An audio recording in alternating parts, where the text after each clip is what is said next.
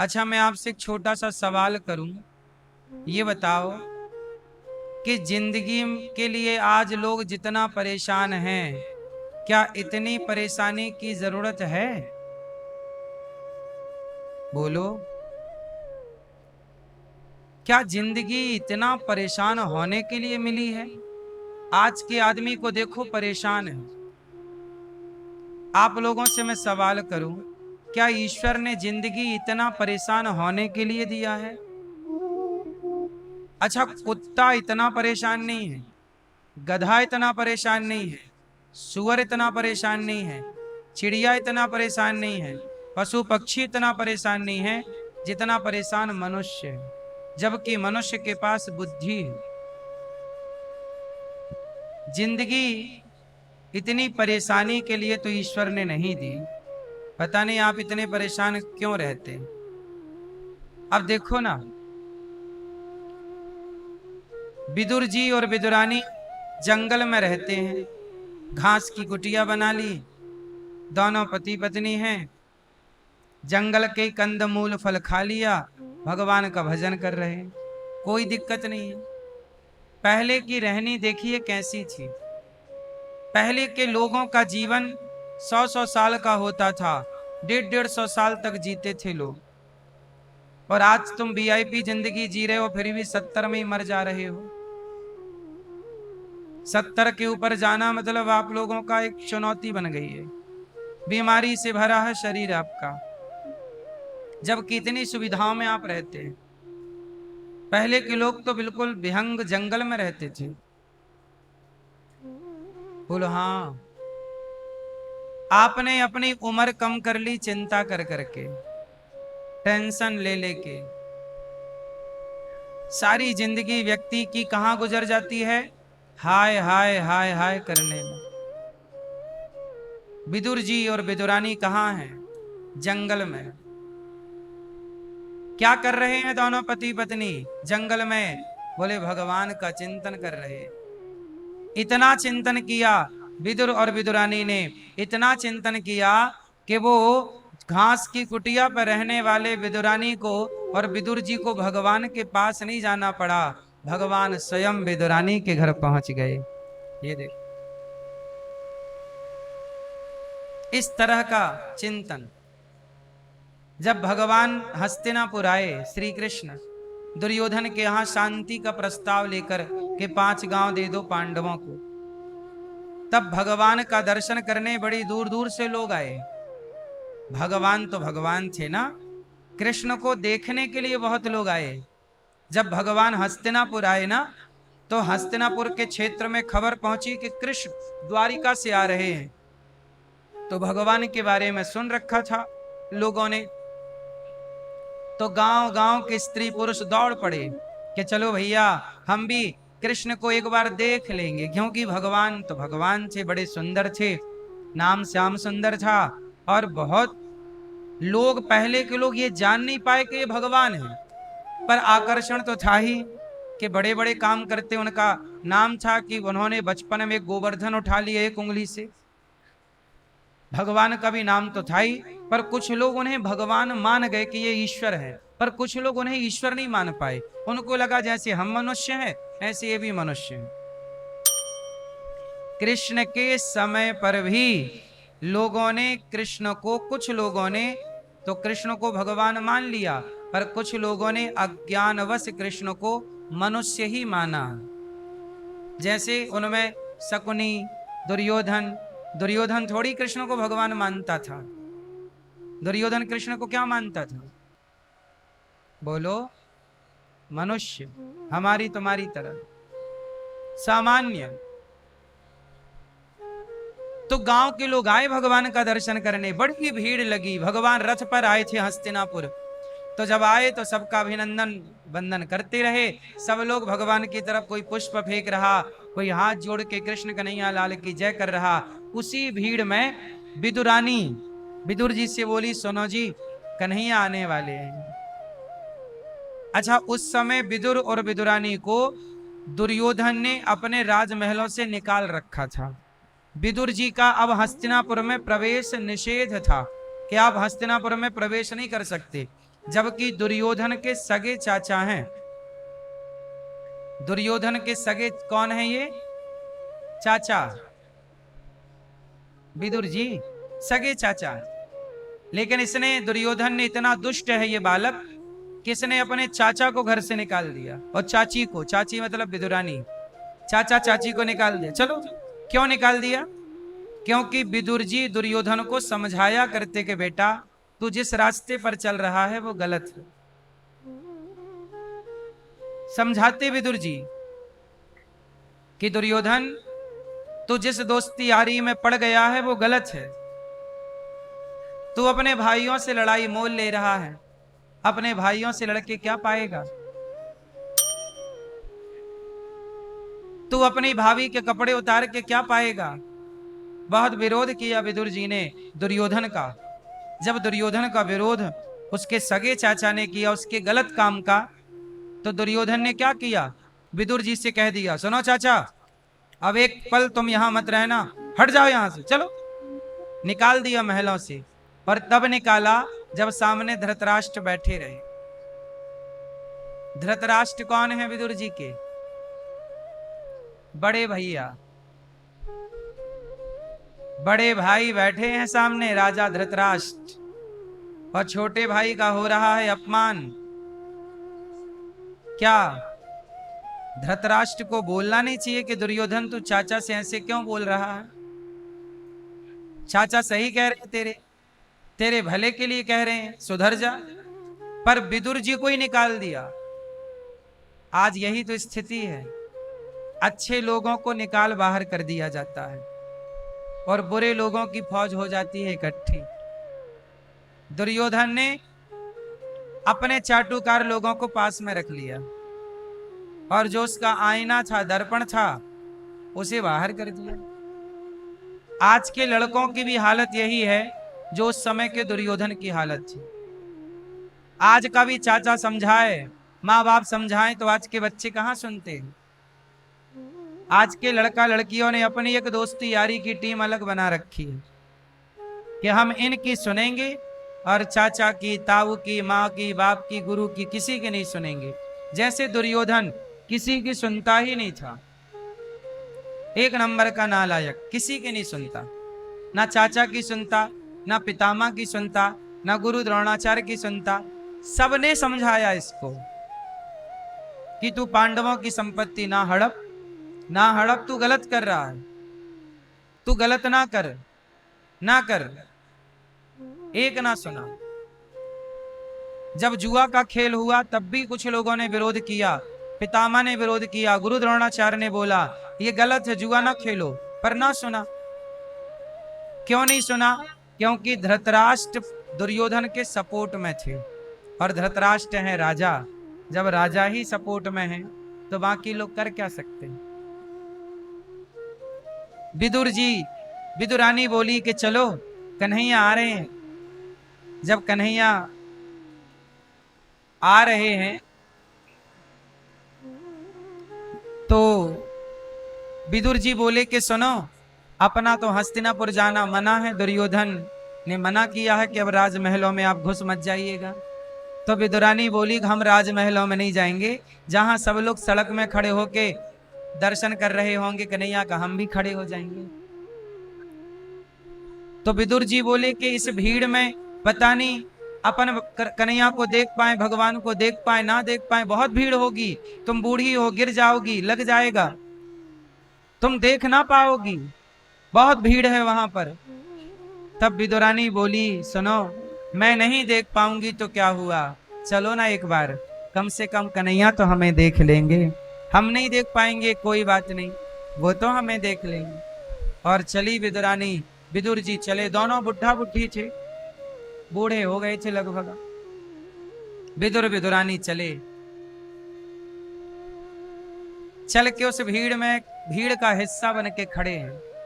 कन्हैया का तभी रथ आया, जय जयकार की गूंज हुई, द्वारिकाधीश की जय, कृष्ण कन्हैया लाल की जय, खूब जयकारा। अब विदुरानी, वहां एक पत्थर पड़ा था, उस पत्थर के ऊपर खड़ी हो गई, क्योंकि भीड़ में पीछे रह गई ना, शरीर बूढ़ा है, कोई धक्का मारे तो गिर जाए, तो एक पत्थर के ऊपर खड़ी हुई और विदुर जी बस ये चाह रहे हैं कि चलो तुम देख लो कृष्ण को बस। तभी भगवान का रथ गुजरा और भगवान की नजर दूर खड़ी उस विदुरानी पर पड़ गई और भगवान ने इशारे से कहा, काकी जी राम राम, लौट के आएंगे आपके घर।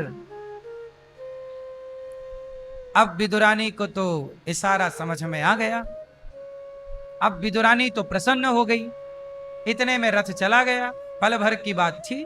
अब चलता हुआ रथ, इतने में कितना टाइम मिलेगा, कितना इशारा हुआ होगा। अब विदुरानी खुश। विदुर जी बोले क्या हुआ? बोली कन्हैया ने इशारे में कहा है कि वापस आएंगे। विदुर जी बोले क्या तुम इशारा समझ रही हो? अरे वो सबको हाथ हिला रहे थे, अभिवादन कर रहे थे, सबके लिए था वो। तुमने क्या समझ लिया तुम्हारे घर आएंगे? नहीं, वो तो महलों में जा रहे हैं, उनका खूब स्वागत वहां होगा। वो अपनी कुटिया में काहे को आएंगे? अपने पास तो ना रहने को घर है, ना खाने को रोटी है, वो अपने यहाँ क्यों आएंगे? काकी जी बोली नहीं, हमें कहा है कि आऊंगा वापसी में, लौटती में। अब विदुर जी बोले नहीं नहीं, वो नहीं आएंगे, वो कुछ और कहना चाह रहे होंगे, पता नहीं इतनी भीड़ में तुम्हें देखा थोड़ी होगा। काकी जी ने कहा नहीं, उनकी आंखें हमारी आंखों से मिली, कहा उन्होंने आऊंगा आऊंगा। विदुर जी को लगा कि चलो बुढ़ापे में कुछ का कुछ समझता है आदमी, तो विदुर जी को लगा ऐसे ही है। विदुर रानी ने कहा नहीं नहीं आएंगे वो, चलो जल्दी अब घर चलते हैं। अब विदुरानी बड़ी प्रसन्नता से घर गई, तुरंत झाड़ू उठाई, पूरे कुटिया को साफ किया, दूर तक गाय का गोबर लिया और आंगन को लीपा और सब तैयारियां चालू। विदुर जी से कहा एक काम करो, आप बाजार से ना जाओ कुछ सामान ले आओ, कुछ मिठाई ले आओ, कुछ काजू बादाम ले आओ, कुछ खाद्य पदार्थ ले आओ, क्योंकि अपने यहाँ कुछ नहीं है, जल्दी आना। अब विदुर जी उसकी तसल्ली के लिए, विदुर जी को पता था आएंगे तो है नहीं, पर ये कह रही है तो चलो बाजार से ले आते हैं थोड़ा काजू बादाम, थोड़ा मक्खन मिश्री मिठाई। विदुर जी गए। भाई आपके घर कोई मेहमान आता है तो मिठाई विठाई की व्यवस्था करते हो कि नहीं? ऐसे ही विदुर जी पैसा लेके चले गए, थोड़ा बहुत बाजार से कुछ सामान ले आएंगे। अब विदुरानी बस वही झलक दिख रही है उसे कि वो कह रहे आऊंगा आऊंगा। अब तो बार बार निकल के देखे, अब आए क्या, अब आए क्या, अब आए क्या, अब आए क्या।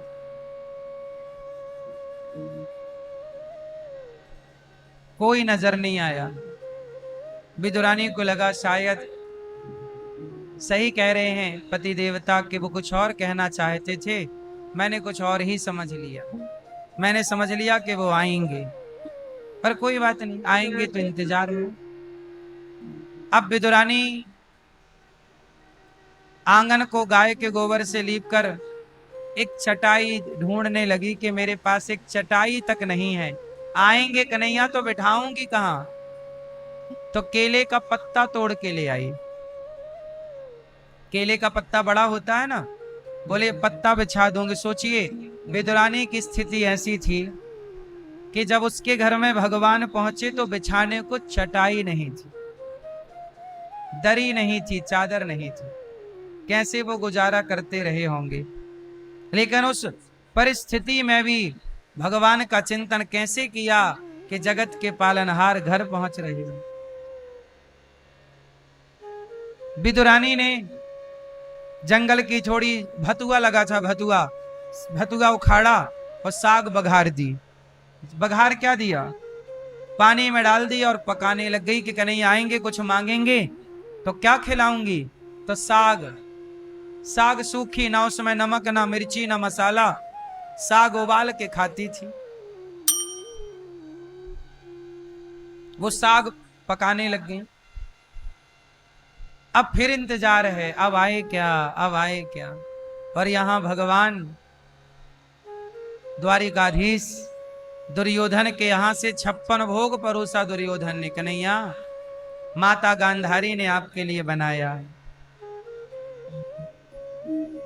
आप ग्रहण करो। 56 भोग, सोने की थाली दुर्योधन के घर, सोने की कटोरी में कृष्ण को खीर परोसा, मेवा मिष्ठान परोसे, रसमलाई परोसी और नाना प्रकार के व्यंजन परोसे।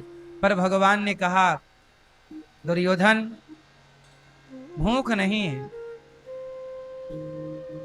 कहा, कन्हैया माता श्री ने बनाया है आपके लिए। कोई बात नहीं दुर्योधन, पर हम आपके घर भोजन नहीं कर सकते। क्यों? भगवान ने कहा, दुर्योधन आपके भोजन में अभिमान की दुर्गंध है। आपके भोजन में अभिमान की दुर्गंध है, हम आपके घर नहीं खाएंगे। तो दुर्योधन बोला, कहां खाओगे? बोले, तुम्हारे चाचा के यहां, विदुर जी के यहां, हमारा निमंत्रण। दुर्योधन हंसा, चाचा के घर जाओगे, वहां कुछ ना मिलेगा खाने को, वहां कुछ नहीं है। हमने तो उन्हें नगर से निकाल दिया है, उनका राशन पानी बंद कर दिया है, कुछ नहीं उनके यहां, आप क्या खाओगे? भगवान बोले, दुर्योधन जो विदुर जी खिला देंगे, विदुरानी खिला देंगी, हम वो खा लेंगे। हमें 56 भोग की चाहत थोड़ी है। वो साग पत्ता खिला देंगे तो हम साग पत्ता खा लेंगे। दुर्योधन बोला, कन्हैया ये कैसा मजाक है? हमने 56 भोग परोसे, आपने नहीं खाए और कह रहे हो कि विदुरानी के घर, विदुर जी के घर हम साग पत्ता खा लेंगे। भगवान कहते हैं, दुर्योधन मैं वस्तु का भूखा नहीं होता कभी, मैं भाव का भूखा होता हूं। जहां मुझे प्रेम से पदार्थ मिलता है, मैं प्रेम के पदार्थ को ग्रहण करता हूं, अभिमान के 56 भोग को ग्रहण नहीं करता। भगवान दुर्योधन की मेवा त्यागी, साग विदुर घर खाई, सबसे ऊंची प्रेम सगाई। चल पड़े भगवान विदुर जी के घर। अब तो नगर में चर्चा फैल गई कि भगवान ने दुर्योधन के घर भोजन नहीं किया, विदुरानी के घर जा रहे हैं। और तभी शोर, जय जयकार की ध्वनि। अब भगवान जब चले तो पीछे लोग चले, जय जयकार शोर। जहां हजारों लोग चलेंगे वहां शोर होगा। अब विदुरानी ने देखा कि आवाज आ रही है, कुटिया से बाहर निकली तो बड़ी भीड़ नजर आई, बड़ी भीड़। तो डर गई काकी विदुरानी, ये भीड़ हमारी तरफ क्यों आ रही है? क्या हुआ? बूढ़ा शरीर था, आंखें बहुत दूर का देख नहीं पाती थी, रथ नजर नहीं आया, पर भीड़ नजर आई। विदुरानी तो डर गई। तभी उस भीड़ को चीरता हुआ एक रथ नजर आया, और वही रथ था जिस रथ पर श्याम सुंदर बैठे थे। और मैया काकी जी ने जब देखा, अच्छा मेरा कन्हैया आ गया, लो भैया वो काकी, वो विदुरानी तो नाच में लग गई। मेरा कन्हैया, मुझे विश्वास था आएंगे आएंगे आएंगे। लो ये नहीं मान रहे थे कि आएंगे, अभी तक बाजार से लौटे नहीं। देखो बाजार गए थे, बोल रहे थे कोई आएंगे छोड़ी, देखो मैंने कहा था आएंगे, आ गए आ गए आ गए आ गए। अब तो बुढ़ापा शरीर में और बूढ़ी चाची काकी जी नाच में लग गई विदुरानी। भगवान रथ से उतरे और चाची जी को अपने हृदय में भर लिया, अपने गले से लगा दिया। सोचिए, भगवान दुर्योधन जैसी अमीरी को छोड़कर विदुरानी जैसी गरीबी को गले लगाते हैं। भगवान अमीरी के कब भूखे रहे हैं? अमीरी और गरीबी ये दोनों से परे हैं भगवान। ना भगवान को अमीरी से मतलब है, ना गरीबी से मतलब है। भगवान ये नहीं देखते कि आपकी अमीरी कितनी है और आपकी गरीबी कितनी है। भगवान तो ये देखते हैं कि आपके अंदर प्रेम कितना है, भाव कितना है। भाव का भूखा हूं मैं, भाव ही एक सार है, और भाव से भजले मुझे तो भव से बेड़ा। ये भाव की बातें। भगवान कभी वस्तु के भूखे नहीं रहे कि तुम हमें 56 भोग दो। भगवान कभी नहीं कहते कि हमें लड्डू दो, मिठाई दो, सोना दो, चांदी दो, हीरा दो, मोती दो। इनकी भगवान को क्या जरूरत है। भगवान के पांव तो लक्ष्मी जी दबाती हैं। जिन लक्ष्मी जी को सब चाहते हैं वो लक्ष्मी जी नारायण को चाहती हैं और वो नारायण के चरण दबाती हैं। अब वो परमात्मा जिसके पांव लक्ष्मी दबाएं, उस परमात्मा को तुम कितने हीरे दोगे, कितना पैसा दोगे और क्या वस्तु दोगे। वो भगवान बिकता है, खरीद सको तो खरीद लो। कोई सोना चांदी से ना खरीद पाएगा उस परमात्मा को, लेकिन प्रेम के आंसू बहाए कोई, उसके लिए तो प्रेम के आंसुओं में बिक जाता है कि देखो ये भक्त मेरे लिए रोता है, तड़पता है, मुझे याद करता है। पैसों का घमंड आ गया था माता सत्यभामा को। भगवान की तीसरी पत्नी है सत्यभामा। पहली पत्नी है रुक्मणी जी, दूसरी पत्नी है भगवान की जाम्बवती और तीसरी पत्नी है सत्यभामा। एक बार माता सत्यभामा को अभिमान आ गया और ये सत्यभामा ये पृथ्वी माता का स्वरूप है। ये पृथ्वी माता भगवान की तीसरी पत्नी है। ये पृथ्वी भगवान की पत्नी है। तो भगवान की पत्नी मतलब माता, इसलिए कहते हैं कि वो पृथ्वी माता है। तो हम सब किसकी गोद में बैठे हैं? भगवान की पत्नी अर्थात अपनी माता की गोद में बैठे हैं। ये धरती माता है, ये भगवान की तीसरी नंबर की पत्नी है। माता सत्यभामा इनका नाम है। पृथ्वी ही सत्यभामा बन के प्रकट हुई जिनसे प्रभु का विवाह हो। फिर क्या हुआ, एक बार माता पृथ्वी को अर्थात माता सत्यभामा को घमंड हो गया। अतः सत्यभामा भगवान की 16,108 पत्नियों में सबसे अमीर पत्नी सत्यभामा है। भगवान की 16,108 पत्नियों में सबसे अमीर पत्नी कौन है? सत्यभामा। क्यों? इनके पिता के पास एक मणि है, स्यमंतक मणि उसका नाम है। वो मणि इतनी पावरफुल है, सूर्य भगवान ने दी थी सत्यभामा जी के पिता सत्राजित को। आसित सत्राजिता सूर्यो भक्तस्य परमः सखा प्रीतस्तस्मै मणिं प्रादात् सूर्यस्तुष्ट्या स्यमंतिकम्। सत्राजित नाम के इनके पिता हैं। माता सत्यभामा के पिता कौन? सत्राजित। सत्राजित जी के पास सूर्य भगवान की दी एक मणि है। वो मणि का प्रभाव ये है कि लगभग 100 किलो सोना रोज देती थी। तो माता सत्यभामा के पास 100 किलो सोना रोज आता था। 100 किलो सोना। तो बाकी सब पत्नियां एक तरफ और सत्यभामा मैया 100 किलो सोना जिसके पास रोज आए उसकी बराबरी कौन कर सकता है? बाकियों के पास तो टोटल रहा होगा 100 किलो या 200 किलो रहा होगा, 1000 किलो रहा होगा, 5000 किलो सोना भी यदि एक के पास रहा होगा तो भी सत्यभामा की बराबरी नहीं कर सकती। बोलो हाँ।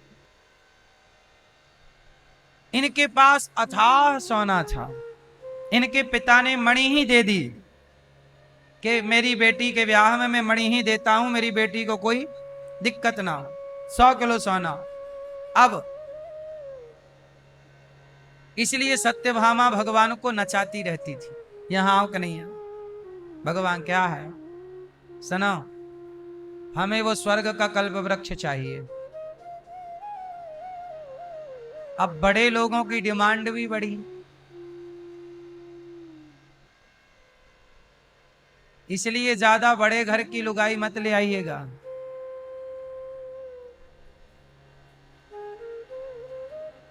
आपके लिए बोल रहा हूं।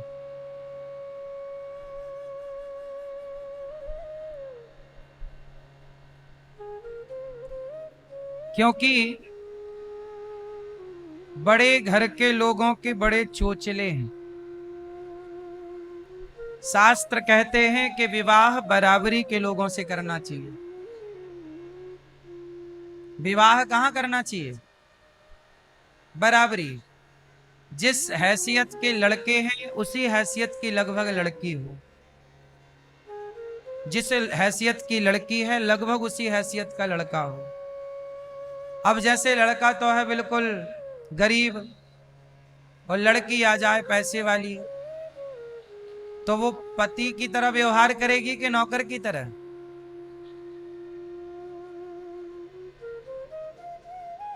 सम्मान बराबरी में मिलता है।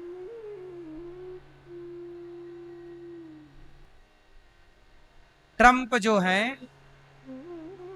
ट्रंप छोटे छोटे देश के प्रधानमंत्रियों से तो ट्रंप मिलते भी नहीं है। छोटे छोटे देश के प्रधानमंत्रियों से ट्रंप मिलते भी नहीं। चलो 5 को एक साथ बिठा के बात कर लेते। चलो आप आए हो तो 5 इकट्ठे बैठो, हम 10 मिनट में निपटाते हैं तुम्हें, जैसे नौकरों को निपटाते। चलो, लेकिन कोई बड़ा देश का प्रधानमंत्री हो तब ट्रंप ठीक ठीक बात करता है। तो बराबरी चाहिए, बोलो हाँ। बराबरी नहीं है तो ये पूरी दुनिया का हिसाब है, हम केवल एक का नहीं कह रहे हैं, सबका। इसलिए संबंध बराबरी, इसलिए हमारे यहां समधि होता है, समधन होती है। समधि मतलब, धी मतलब बुद्धि, धी मतलब धियो यो न प्रचोदयात, धी मतलब जोर से, और सम मतलब बराबर। सम, तुम भी हम भी सम, एक सी विचारधारा, एक सी। 19-20 चलता है, थोड़ा बहुत चलेगा, बोलो हाँ। अब जैसे लड़की गरीब है और लड़का बहुत बड़ा आदमी हो, तो वो तुम्हारी इज्जत कर पाएगा? सारी रिश्तों में ये नहीं हम कह रहे हैं, पर 95% समाज में ऐसा देखा जाता है। कुछ परसेंट जो समझदार लोग हैं वो सबको निभा लेते हैं, कुछ परसेंट अच्छे हैं सब जगह, अमीरी में भी और गरीबी में भी कुछ लोग निभा लेते हैं, पर कुछ लोग। अभी कुछ दिन पहले आपने सुना होगा, एक पति ने अपनी पत्नी को पढ़ाया, ऑटो रिक्शा चला चला के पढ़ा लिखा के योग्य बनाया, उसे कलेक्टर बना दिया। और जब कलेक्टर बनी तो उसने अपने पति को छोड़ी और वो भी किसी कलेक्टर से सेट हो गई। तुम कलेक्टर हम कलेक्टर, चलो कलेक्टर कलेक्टर करते हैं न्याय। हाँ, रिक्शे वाले में क्या रखा? बोलो हाँ। कोरोना के टाइम की घटना है ये, कि ना हुआ था कि नहीं अपने देश में ऐसा? पहले तो बराबरी की थी, वो लड़का लड़की तो चला उनका, दोनों ऑटो चला रहे थे, दोनों खुश थे, पर दोनों में से एक का स्तर हो गया बड़ा, तो भाव देना बंद कर दी उसने। चल टपोरी कहीं के। ऐसे ही भगवान श्री कृष्ण की पत्नी माता सत्यभामा, बहुत पैसे का एक बार उन्हें आ गया घमंड, और भगवान देखो सबका घमंड तोड़ते। एक बार क्या हुआ कि नारद जी आ गए, और नारद जी ने माता रुक्मणी जी से कहा कि रुक्मणी जी, कृष्ण को हमें दे दो। रुक्मणी जी बोली नहीं, मैं अपना पति कैसे दे दूं? सत्यभामा से मांग लो, वो दे दें। सत्यभामा से मांगने गए नारद जी कि ऐसा करो, आप हमें अपनी कोई प्रिय वस्तु दे दो, दक्षिणा में भोजन कराए नारद जी को सत्यभामा मैया। तो नारद जी से पूछा कि आपको क्या चाहिए? तो नारद जी ने कहा जो आपको सबसे प्रिय वस्तु हो वो आप दे दो। तो कहा कि आपको प्रिय क्या है? बोले कृष्ण प्रिय है। तो नारद जी ने कहा कृष्ण ही दे दो। सत्यभामा जी ने कहा अच्छा जाओ। हमने दिया, और जब दिया तो नारद जी ने बुलाया कन्हैया को, यहाँ ये पकड़ो हमारा कमंडल, अब आज से तुम हमारे चेला, अब जहां जहां हम जाएं हमारा कमंडल लेके चलो। अब भगवान ने पकड़ लिया कमंडल और नारद जी जहां जाएं अब भगवान वहां। अब सत्यभामा बोली, अरे मेरे पति को लेके कहां जा रहे हो नारद जी? नारद जी बोले, आपने ही तो कहा कि मैंने पति दे दिया। अरे दे दिया का मतलब ये थोड़ी कब लेके भाग जाओगे। तो नारद जी ने बोला, पर दे दिया का मतलब क्या हुआ? अरे ऐसा है कि आपका भी अधिकार है हमारे प्रभु में, भगवान में तो सबका अधिकार है, सब लोग अपना मानते हैं, ये हमारे भी हैं। जैसे हम 16,108 सब लोग ना अपना मान रही हैं, पर कोई लेके भाग थोड़ी रहा है, आप तो लेके ही भागने लग गए। नारद जी बोले, नहीं हम तो एक जगह ठहरते नहीं है, अब हम जहां जहां जाएंगे हमारा चेला कमंडल पकड़ेगा, चलेगा। चलो अब तो लगी रोने सत्यभामा मैया, नहीं हमें ऐसा ना कहो, छोड़ के ना जाओ। हे नारद जी अपराध हो गया, हम वापस लेते हैं अपने वचन। नारद जी बोले, नहीं हम वापस नहीं देते आपको, आपने दे दिया हमने ले लिया, बस बात खत्म। सत्यभामा बोले, नहीं नहीं नहीं, कुछ और ले लो इनके बदले, क्या दे सकती हो? सत्यभामा बोली, आपको क्या चाहिए? जितनी दौलत चाहिए हम देंगे। नारद जी बोले, अच्छा ठीक है, तो कृष्ण के भजन का सोना चाहिए। सत्यभामा के लिए सोना देना कौन सी बड़ी बात थी, उनकी तो खूब सोना था। तराजू बांधी गई, एक तराजू में भगवान कृष्ण को बिठाया गया और दूसरी तराजू में माता सत्यभामा ने अपने सोना रखा, सारा सोना रख दिया, जितना मणि ने आज तक दिया था लाखों किलो रख दिया। पर भगवान की बराबरी कौन सोना करे। बड़ी तराजू बनाई गई, बड़ी से बड़ी तराजू बनाई गई, उसमें भगवान को बिठाया, सारा सोना रखा, सारे आभूषण रख दिए, माथे की बिंदिया तक रख दी माता ने।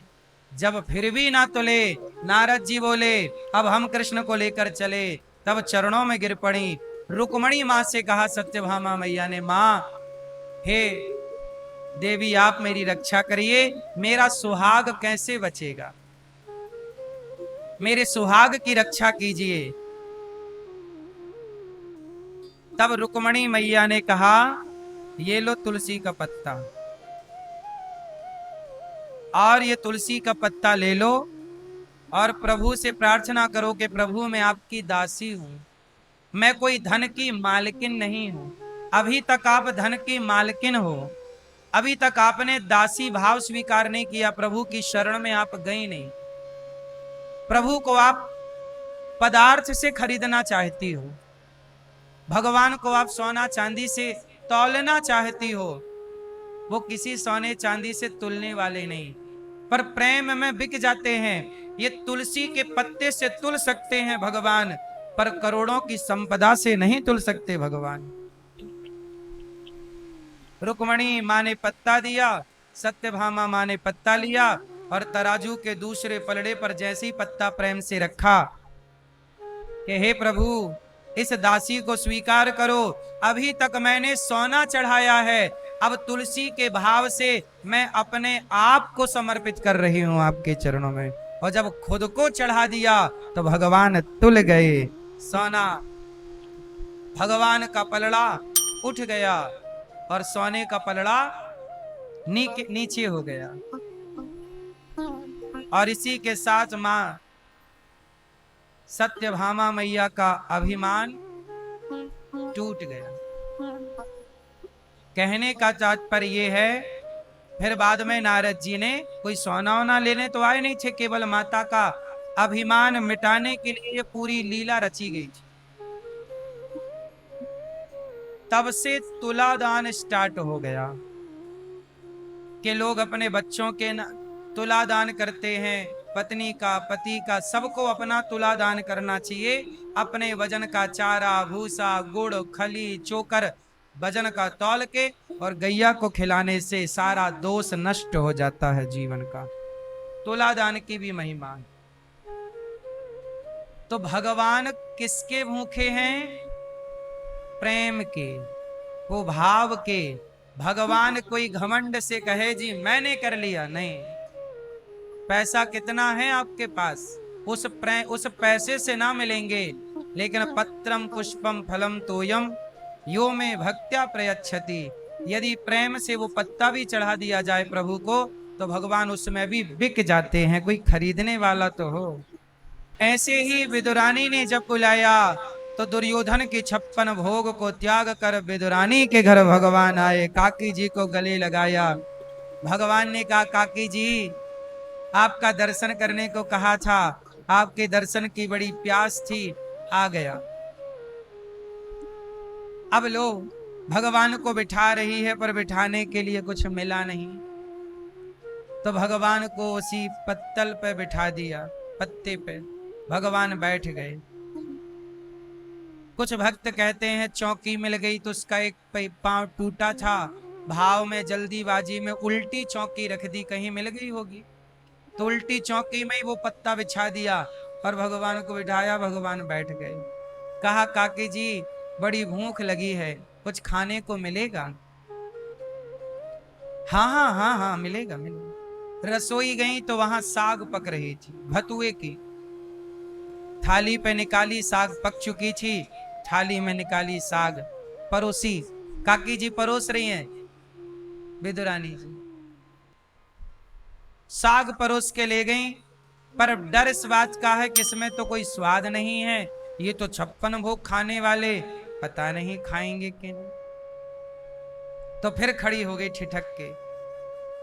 कन्हैया ने आवाज लगाई काकी, काकी जी भूख लगी है, माँ मैया भूख लगी है, जल्दी लाओ। अब वो सूखी साग बेचारी डरते डरते काकी जी ले गई, भगवान के आगे रख दिया, कन्हैया ये साग है, क्या खाओगे? हाँ हाँ काकी जी बड़ी भूख लगी। अब वो सूखी साग खा रहे हैं भगवान, और खाते हुए कह रहे हैं काकी जी बहुत अच्छी है, बहुत अच्छा है।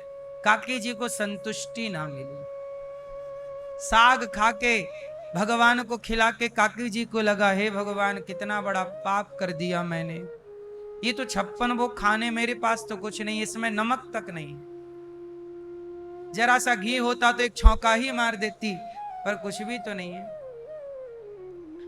बगीचे से जल्दी गई कि चलो कोई बात नहीं, मैं कन्हैया अभी आई, तब तक तुम ये खाओ, ये ज्यादा ना खाना, ये अच्छा नहीं है, स्वाद नहीं है। कन्हैया बोले नहीं काकी जी बड़ा स्वाद है, मैं अभी आई। बगीचे में पके पके केला लगे थे, केला तोड़ कर ले आई और केला भगवान के आगे बैठ गई, कहा अच्छा ये साग ना खाओ, ये केला खाओ। अब वो भगवान के भाव में ऐसी डूबी, कन्हैया को टुकुर टुकुर देखने लगी। काकी सोचने लगी मेरा कन्हैया कितना सुंदर है, केवल स्वरूप ही नहीं इसका स्वभाव कितना सुंदर है, कि देखो जरा ये सूखी साग खा के कह रहा है कि कितनी स्वादिष्ट है। कन्हैया आप तो करुणा निधान है, ये केला खाइए। छीलती गई और वो भाव में फिर ऐसे डूब गई कि फल को, केले का फल फेंकती गई और छिलका पकड़ाती गई। यहां भी गलती हो गई, भाव में विदुरानी ने फल को तो दूर फेंक दिया छिलका समझ के, और छिलके को फल समझ के कन्हैया को पकड़ाया। अब कन्हैया देख रहे हैं काकी जी को, भगवान देख रहे हैं भक्त को, और भक्त देख रहे हैं भगवान को, एक दूसरे को देखने में इतने बिजी हैं कि क्रिया क्या हो रही है उस क्रिया पर दृष्टि नहीं, कि वो फल खा रहे हैं कि छिलके खा रहे हैं। खाते गए भगवान, खाते गए भगवान, 2-4 केला का छिलका खा गए। जब खा गए, ना खाने वाले को कोई दिक्कत, ना खिलाने वाले को कोई दिक्कत। अच्छा विदुरानी ने क्या फेंक दिया और क्या खिला दिया? फल फेंक दिए। क्या फेंक दिए? फल। क्या मतलब है इसका? इसका मतलब ये हुआ कि आप भी अपना फल फेंक दो। कौन सा फल? पाप का, पुण्य का। जो पुण्य किया है, जो पाप किया है, वो पाप और पुण्य अपने पास ना रखो। हे प्रभु, वो सब कुछ भगवान के चरणों में हवाले कर दो, और शरीर का छिलका भगवान को सौंप दो। प्रभु ये रहा आपका। जब आप अपने आप को सौंप दोगे, शरीर क्या है? एक छिलका। इस छिलके को भगवान के हवाले कर दो, क्योंकि गुण दोष दृशिर दोषः। एक बात बताओ, यदि मेरे पास पुण्य रहा, मैंने बहुत पुण्य किया माना कि, और मैंने वो पुण्य सारा अपने पास रखा, सुनना ध्यान से, मैंने बहुत जप किया, तप किया, सेवा की, मैंने बहुत पुण्य कमाया मैया। यदि मेरा पुण्य है तो सुनो, मैं पुण्य लेकर के मरूंगा तो अगले जन्म में पुण्य का फल भोगने के लिए फिर आऊंगा, राजा बनकर आऊंगा, अच्छे धन धान्य लेकर आऊंगा, क्योंकि पुण्य सुख देता है। यदि मेरा पाप हुआ तो पाप का फल भोगने भी फिर आना पड़ेगा, दुखी बनना पड़ेगा, लंगड़ा लूला बन के ही सही भोगना तो पड़ेगा। तो पाप हो या पुण्य, दोनों ही हमें संसार में भेजेंगे। बोलो हाँ जोर से। और चलो, आज मैंने पुण्य किया, आज वृंदावन धाम मिला, आज प्रभु की भक्ति मिली, आज प्रभु का संग मिला। अगले जन्म में इस पुण्य का फल भोगने जब मैं आऊंगा तो पता नहीं अगले जन्म में मेरी मति कैसी रहती है। अगले जन्म में मैं राजा बना तो कहीं राजा बन के, बड़ा आदमी बन के कहीं मैं शराबी ना बन जाऊं, क्योंकि बड़े आदमी को भटकने के बहुत सारे रास्ते होते हैं। कहीं मैं पुण्य का फल पा करके अगले जन्म में मेरे पास पैसा हुआ, धन धान्य हुआ, क्योंकि पुण्य का फल तो मिलेगा ना। और ज्यादा पैसा पाके बुद्धि भ्रष्ट हो ही जाती है, आपने सुना और देखा होगा। तो कहीं अगले जन्म में मैं पुण्य का फल भोगने आया और कहीं मैं शराबी की ओर चला गया, पराई स्त्रियों की तरफ मन लग गया। पैसा सब कराता है साहब, पैसे वाले लोग नचनिया ले आते हैं, नचवाते रहते हैं। बोलो हाँ, पैसे से सब होता है। तो कहीं मेरा पुण्य अगले जन्म में मुझे पैसा वाला बनाकर मुझे भटका ना दे, इस बात की संभावना है या नहीं? बोलो हाँ। इसलिए अगला जन्म मैं पुण्य करके जाऊंगा तो अगले जन्म में खतरा है। पता नहीं अगले जन्म में वृंदावन मिलता है कि नहीं, सत्संग मिलता है कि नहीं। आज जैसी बुद्धि है अगले जन्म में ऐसी ही बुद्धि रहेगी, इसकी कौन गारंटी लेगा?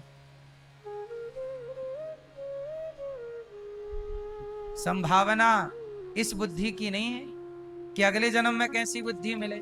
अगले जन्म में संतों का संग मिलता है कि नहीं, भक्ति मिलती है कि नहीं, पता नहीं।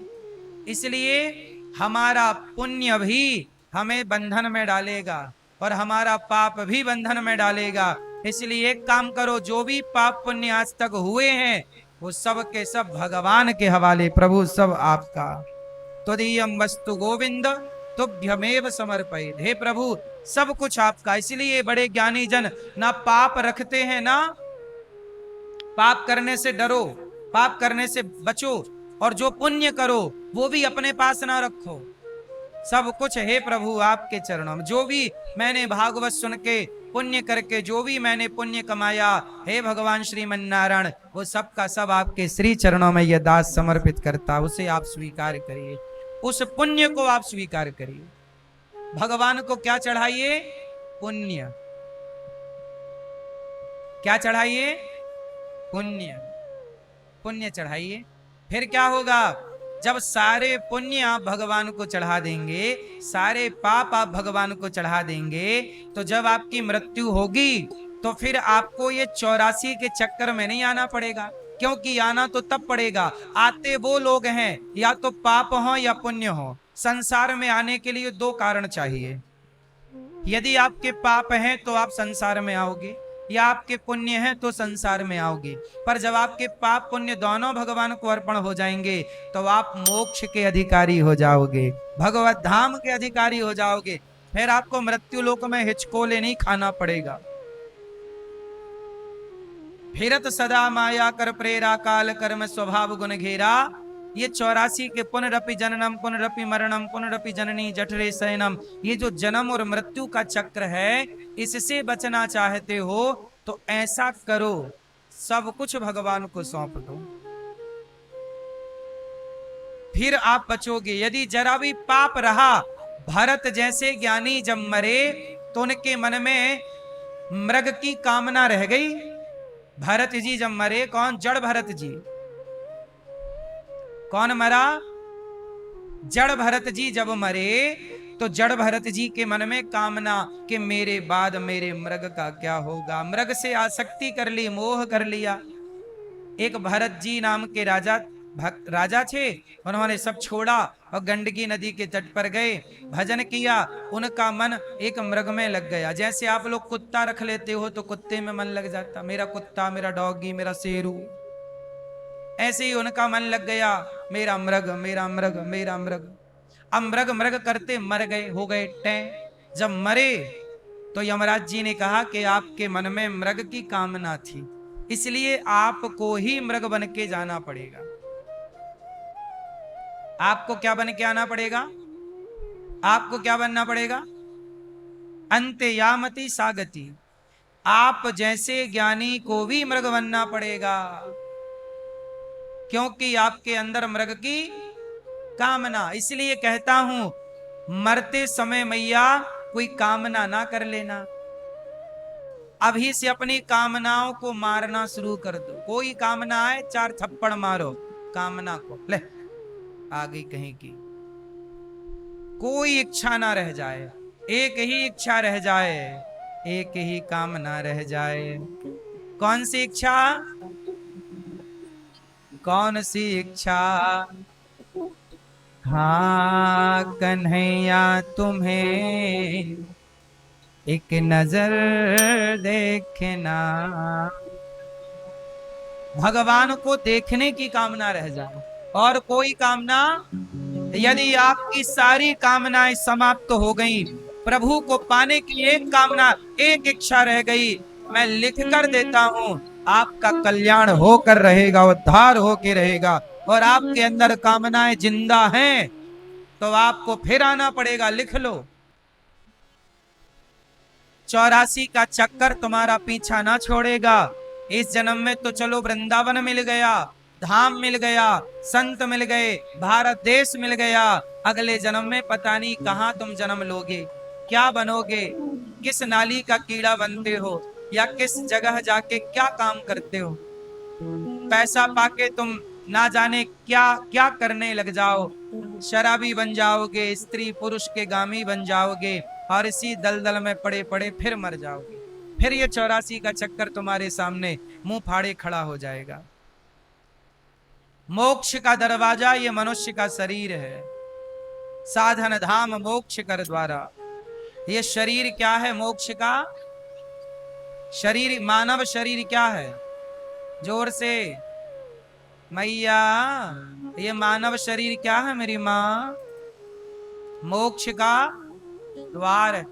इस शरीर को पाकर मोक्ष ना पाए तो घाटा हो गया कि नहीं कंपनी को?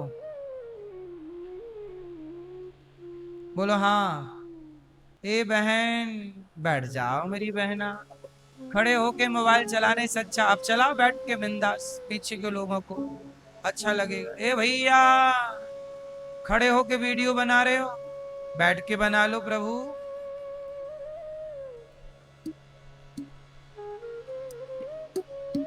तो बात समझ में आई कि नहीं? क्या समझ में आया? ये शरीर क्या है? शरीर क्या है? मोक्ष का द्वार। तो पाओगे कि नहीं? जो मोक्ष पाया वही समझदार है, वरना सारे बेवकूफ हैं, संसार के कचरे के पीछे भागते रहे। क्या मिला? शरीर पाके, मानव तन पाके मोक्ष ना पाया, प्रभु को ना पाया तो क्या पाया? अपने पास क्या रखोगी? ना पाप ना पुण्य। क्या रखोगी? अपने पास क्या रखोगी? अपने पास रखो भगवान को, बाकी सब कुछ भगवान के पास रखो। हमारी बैंक कृष्ण है, हमारी बैंक भगवान। सब कुछ भगवान की बैंक में हो, भगवान के लॉकर में सब कुछ रखो। ईश्वर के लॉकर में सब रखो। हाँ? मैया, ओ मेरी पीली मैया, बैठ जाओ मेरी माँ।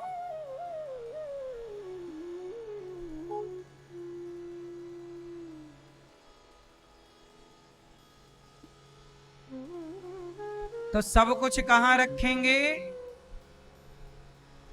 भगवान के बैंक में, ईश्वर के लॉकर में। ये मैया तो चाबी लेके भी लॉकर चली, कहाँ लॉकर में रखने जा रही हो? अच्छा, भगवान के लॉकर में सब रख रहे। मैया चल भी पड़ी, देखो इतने फास्ट। कहाँ रखेंगे सब सामान? सब कुछ प्रभु आपका, पर आप हमारे। मेरे तो गिरधर गोपाल भगवान को छिलका दे रही हैं और फल फेंक रही हैं। आप भी अच्छे कर्मों के, बुरे कर्मों के, पाप पुण्य सब ईश्वर की अदालत में रखिएगा। बोलो हाँ।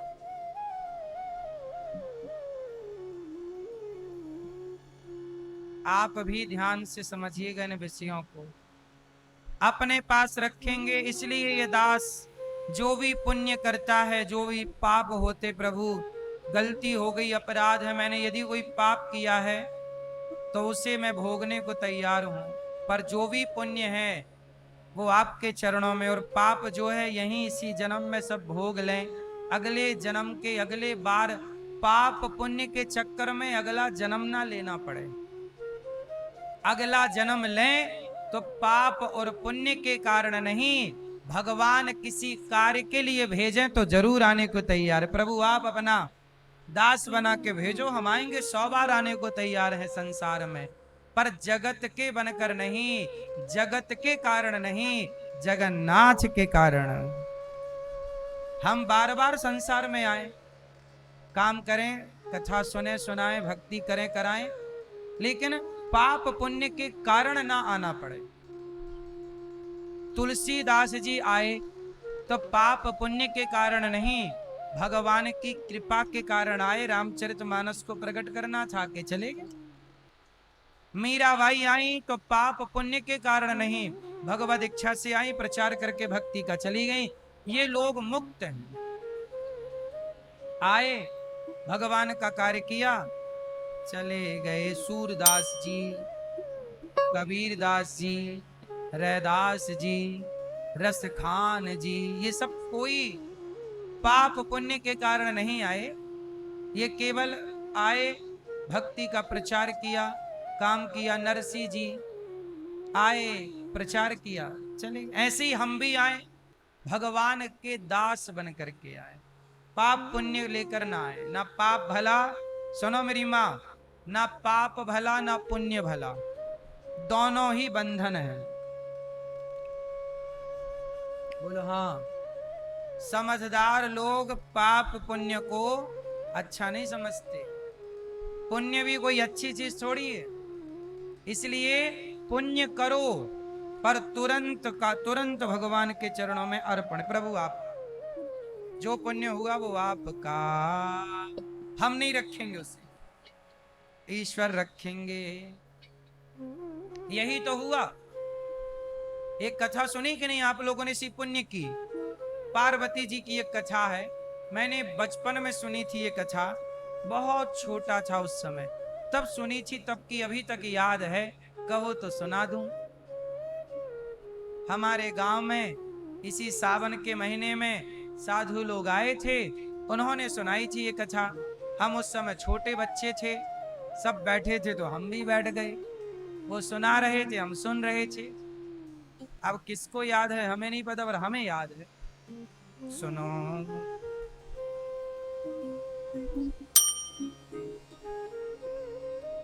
पूरी कथा इस तरह से है। अब पूरी ज्यों की त्यों तो हमें याद नहीं है, पर कुछ कुछ अंश याद है तो सुना रहा। एक बार क्या हुआ, माता पार्वती स्नान करने गई गंगा जी में। माता पार्वती कर रही स्नान, तभी वहां एक छोटा बच्चा आया और वो भी वहां नहाने लगा।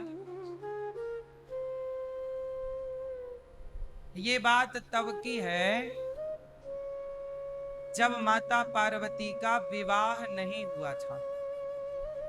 अभी उन्हें शंकर जी नहीं मिले। ये तब की कथा है जब वो हिमालय की बेटी थी। अभी शंकर जी से इनका विवाह नहीं हुआ। तो ये तपस्या जंगल में, माता पार्वती ने जंगल में ही तपस्या की 10,000 वर्षों तक, बिल्व पत्र खाए। तो एक दिन की घटना है कि वो स्नान कर रही थी नदी में, कि तभी कोई बालक, जंगल में आदिवासी लोग, जंगली लोग रहते, तो उनका कोई बच्चा गया और वो जैसे ही नहाने गया, पानी में उतरा, तो एक मगर ने उस बच्चे को पकड़ लिया। किसने पकड़ लिया? मगर ने पकड़ लिया। अब बच्चा चिल्लाए बचाओ। अच्छा, वहां और कोई नहीं था, माता पार्वती थी। माता पार्वती को कह रहा मैया बचाओ। अब माता पार्वती, वो बच्चे के लिए तो मैया ही है। पार्वती जी उस समय कुंवारी भले थी, पर माँ तो थी। वो मातृभाव से उस बच्चे ने पुकारा, माँ बचाओ, मैया बचाओ। अब माता जी को दया आई, किस मगर ले जा रहा। माता पार्वती ने रोका, मगर रुक जा, छोड़ दे उस बच्चे को। पार्वती जी बोली छोड़। मगर बोला मैया, मैं जानता हूं आप तो जगत की माता, जगत जननी हो, लेकिन एक बात बताओ, मैं ठहरा मगर, भाई मुझे तो जो मिलेगा खाऊंगा, मेरा स्वभाव ही है खाना। आप लोगों ने ही तो मुझे मगर बनाया है, विधाता नहीं तो मगर बनाया, और मेरा स्वभाव जो मिल जाएगा मैं खाऊंगा। तो मुझे ये बच्चा मिला, अब मैं बच्चा खाऊंगा। आप मत रोको माता, मुझे बड़ी भूख लगी है, मैं मर जाऊंगा भूख से, आप रोक दोगी तो। अब मुझे खाने दो। अब बच्चा चिल्लाए माता बचाओ, मगर कहे कि मैं भूखा हूं, मैं मर जाऊंगा। अब या तो मगर मरे या तो बच्चा मरे। अब पार्वती पड़ गई धर्म संकट। तो पार्वती मैया बोली एक काम कर, तू बच्चे को छोड़ और मुझे खा। पार्वती मैया बोली तू बच्चे को छोड़ दे और मुझे खा। तो मगर बोला मैया एक उपाय और है, मैं आपको भी छोड़ सकता हूं और बच्चे को भी छोड़ सकता हूं। क्या उपाय है बताओ? पार्वती मैया ने कहा क्या चाहता है तू मगर? मगर बोला कि माता आपने घोर तपस्या की है, आपकी तपस्या इतनी ज्यादा है कि अब आपको शंकर जी मिलने वाले हैं पति के रूप में। तपस्या के बल पर, तपबल रचई प्रपंच विधाता। तपबल, एक काम करो कि आप सारा पुण्य मुझे दे दो। अब सोचिए, उसी पुण्य से शंकर जी मिलने वाले थे, और पुण्य ही दे देंगी तो शंकर जी की पत्नी बनने का सपना अधूरा रह जाएगा, क्योंकि बिना पुण्य के तो कुछ नहीं होता। आप लोग वृंदावन में बैठे हैं तो ये भी पुण्य किया होगा तब वृंदावन धाम मिला है, बिना पुण्य के तो ये धरती भी नहीं मिलती। पुण्य ही नहीं होते तो आप यहां क्यों आते? पुण्य ही नहीं होते तो मन भगवान में क्यों लगता? पार्वती जी बोली ठीक है, तुझे मेरे पुण्य चाहिए तो एक काम कर, मैंने आज तक जो तपस्या करके पुण्य कमाया सारा पुण्य मैं तुझे देती हूं, तू उस बच्चे को छोड़ दे। मगर ने बच्चे को छोड़ा, हाथ में जल लिया पार्वती मैया ने, और जल लेके अपना सारा पुण्य के आज तक, हे ईश्वर आप साक्षी हैं, देवता साक्षी हैं, मैंने आज तक जितनी भी उपासना पूजा पाठ जितना भी जप तप किया, सारा पुण्य मेरा इस मगर को प्राप्त हो जाए। और जैसे ही वो पुण्य मगर को दिया तो मगर था ही नहीं, भगवान शिव प्रकट हो गए, परीक्षा लेने आए थे। तब भगवान शिव ने कहा, देवी अब आप मेरी अर्धांगिनी बनने के योग्य हैं। पर पार्वती मैया बोली कि मैंने तो अपना पुण्य आपको दे दिया, आप भले मगर थे, तुम आपको, अब मैं तो निष्पुण्य हो गई, अब मेरे पास कोई पुण्य नहीं है, अब मुझे आप कैसे मिलेंगे। तब शंकर जी ने कहा कि जैसे धन का दान करने से धन बढ़ता है, ऐसे पुण्य का दान करने से पुण्य बढ़ता है। आपके पुण्य कई गुना बढ़ गए, क्योंकि आपने पुण्य ही दान कर दिया। तो आप लोग ये मत सोचिए कि पुण्य भगवान को दे देंगे तो हमारे पुण्य कहाँ हमारे पास थोड़ी रहेंगे। नहीं, जब ईश्वर को आप पुण्य का दान करते हैं तो वह पुण्य कई गुना बढ़ जाते हैं। इसलिए लोग पुण्य करके पुण्य का दान करते हैं।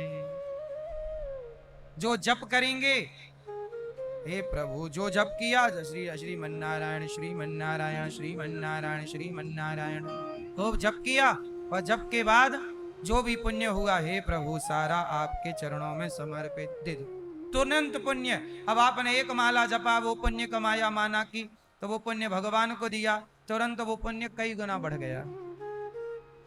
और पाप जो भी हे प्रभु हमसे अपराध हो गया, हमसे ये पाप हो गया, सांप की हत्या हो गई, चींटी की हत्या हो गई, पशु की हत्या हो गई, पक्षी की हत्या, मैंने अपने पाप से प्रभु किसी का मैंने दिल दुखा दिया, मैंने किसी का मेरे वाणी से गलत निकल गया, मैंने पाप कर दिया, मेरी गलती हो गई, जो भी पाप किया, जब भगवान के आगे कान पकड़ के अपने पाप को बोलते हैं तो पुण्य बोलते हैं तो पुण्य कई गुना बढ़ जाता है। और जब भगवान को अपना पाप कहते हो और दोबारा पाप नहीं करते तो वो पाप तुरंत भस्म हो जाते हैं। ये हम नहीं कह रहे, रामचरितमानस में, सन्मुख हो ही जीव मोहि जबहि, जन्म कोटि अघनाश ही तबहि। करोड़ों जन्मों का पाप क्यों ना हो मेरा और आपका, यदि पाप है और आपने भगवान के आगे जाकर कह दिया प्रभु मैं बड़ा पापी हूं, पर जैसा हूं आपकी हूं, आपका हूं, तो भगवान क्या करते हैं, अहम त्वा सर्व पापेभ्यो मोक्षयिष्यामि मा शुचः, तेरा सारा पाप नष्ट करके तुझे मोक्ष का अधिकारी बना दूंगा। आपको पाप से मुक्त केवल भगवान कर सकते हैं और कोई नहीं कर सकता। इसलिए जो भी करो भगवान के चरणों में, जो पैसा कमाओ भगवान को दो, जो भी वस्तु लाओ पहले भोग भगवान को, सब कुछ ही जो है प्रभु सब आपका, कुछ भी ये ना, कभी ये घमंड ना है कि ये मेरा, ना, सब कुछ आपका। नाथ सकल संपदा तुम्हारी, मैं सेवक समेत सुत नारी। पीली मैया काहे खड़ी हो, बैठ जाओ जल्दी से।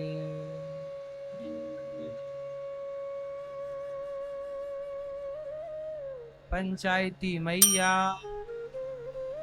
ओ पंचायती मैया, है गई पंचायत, कर लो और गप सप मस्त।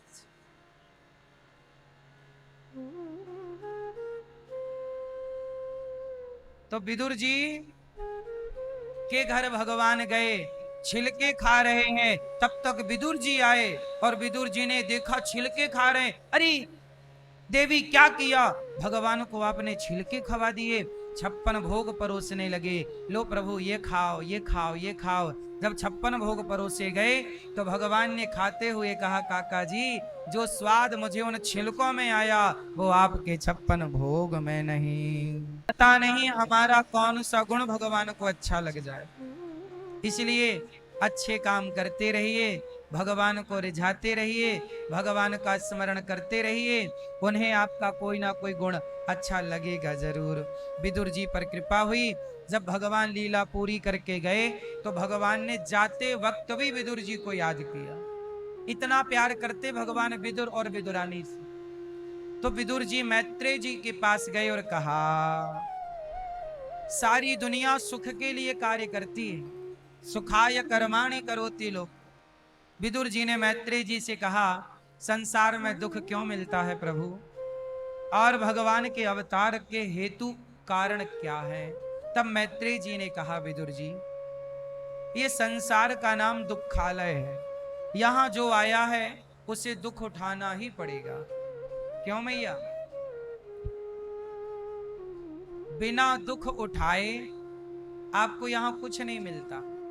अच्छा ये बताओ, बेटा पैदा जब होता है तो पैदा होते समय माँ को सुख मिलता है कि दुख मिलता है? जोर से क्या? जब बच्चा पैदा हो रहा होता है डिलीवरी के टाइम, उस समय माँ हंसती है, नाचती होगी, बच्चा आ रहा है, बच्चा आ रहा। क्या करती है? रोती है। बोलो हाँ। बिना रोए ना तुम्हें बेटा मिला, ना बिना रोए तुम्हें ये संसार मिला। बच्चा पैदा होता है तो पैदा होते ही पहले आप भी रोए, हम भी रोए, सब रोए। बिना रोए ये जगत नहीं मिला। सोचिए, जगत के लिए रोना पड़ा तो जगन्नाथ के लिए भी तो रोना ही पड़ेगा। इसलिए कहता हूं, थोड़ा भगवान के लिए भी रोया करो। प्रभु कब दर्शन दोगे, भाव में, प्रेम में, भगवान की याद में आंसू बहना उत्तम श्रेष्ठ। कन्हैया को एक दिन, कन्हैया को एक रोज रोकर पुकारा, कृपा पात्र किस दिन बनूंगा तुम्हारा। हे प्रभु, कब तुम्हारा बनूंगा, रो करके भक्त ने पुकारा। रोना भी अच्छा है ना मेरी माँ?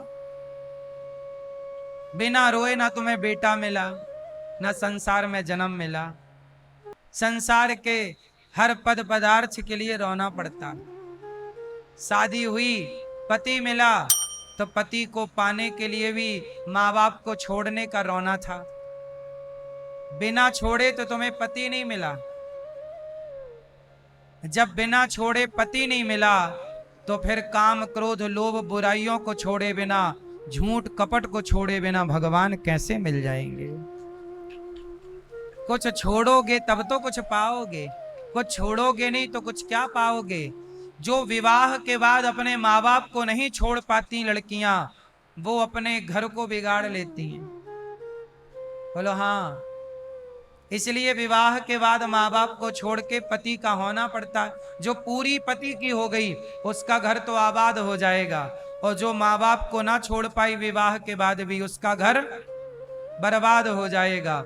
ऐसे ही है कि भगवान के राह पर चल पड़े हो तो अपने भीतर की बुराइयों को छोड़ दोगे तो आबाद हो जाओगे, और भगवान के राह पर चलकर भी अपने भीतर की बुराइयां, काम क्रोध लोभ मोह निंदा चुगली छल कपट, इन बुराइयों को संगतियों को ना छोड़ पाए तो बर्बादी ही है। रावण भगवान को पा लिया, शंकर जी को। बोलो हाँ। रावण जैसा भक्त कौन होगा? सावन का महीना है ना, तो आप लोग शंकर जी बनाते हो माटी वाले, माटी के शंकर जी, माटी के शंकर जी। रावण माटी वाटी के नहीं बनाता था। रावण तो बोल रहा, शंकर जी आ जाओ महीने भर के लिए, सावन आ गया, तुरंत शंकर जी को बुलाता, बिठाता और डायरेक्ट शंकर जी को पर श्रृंगी से अभिषेक करता।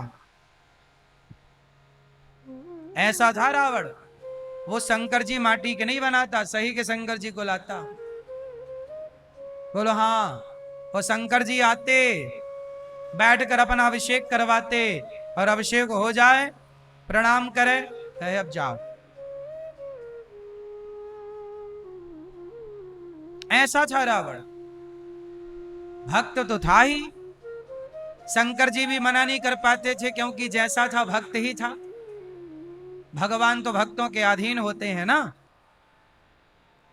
तो रावण ने वश में कर रखा था शंकर जी को। लेकिन भगवान की भक्ति के राह पर चलने वाले रावण के मन में भी काम का विकार उत्पन्न हो गया। कौन सा विकार?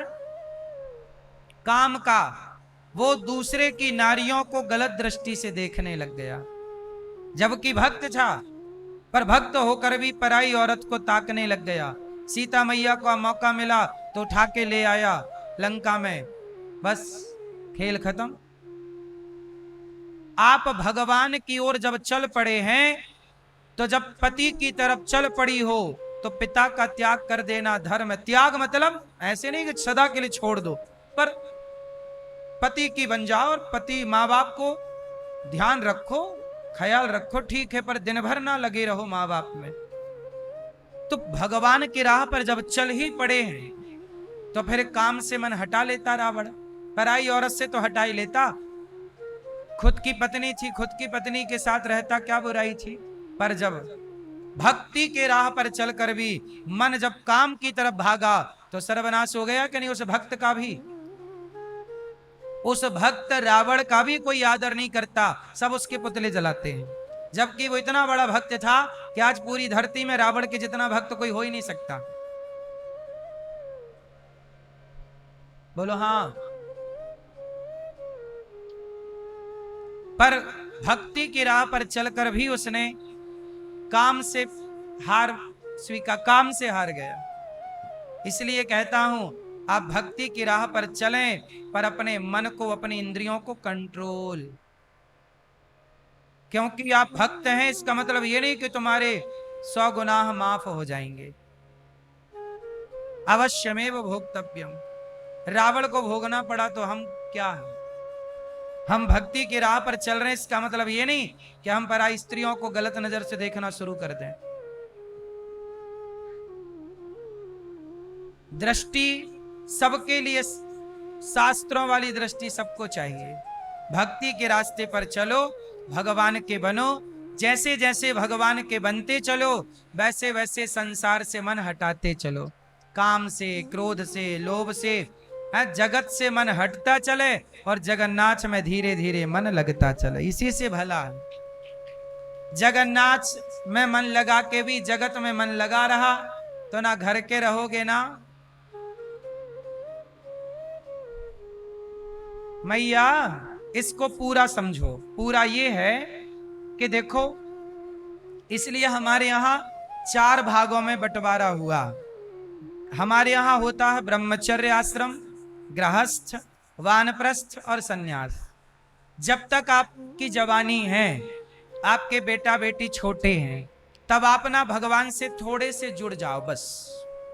बाकी आप बेटे का जिम्मेदारी पूरा करो, बेटी की जिम्मेदारी पूरी करो। भगवान ने तुम्हें जिम्मेदारियां भी तो दी है ना।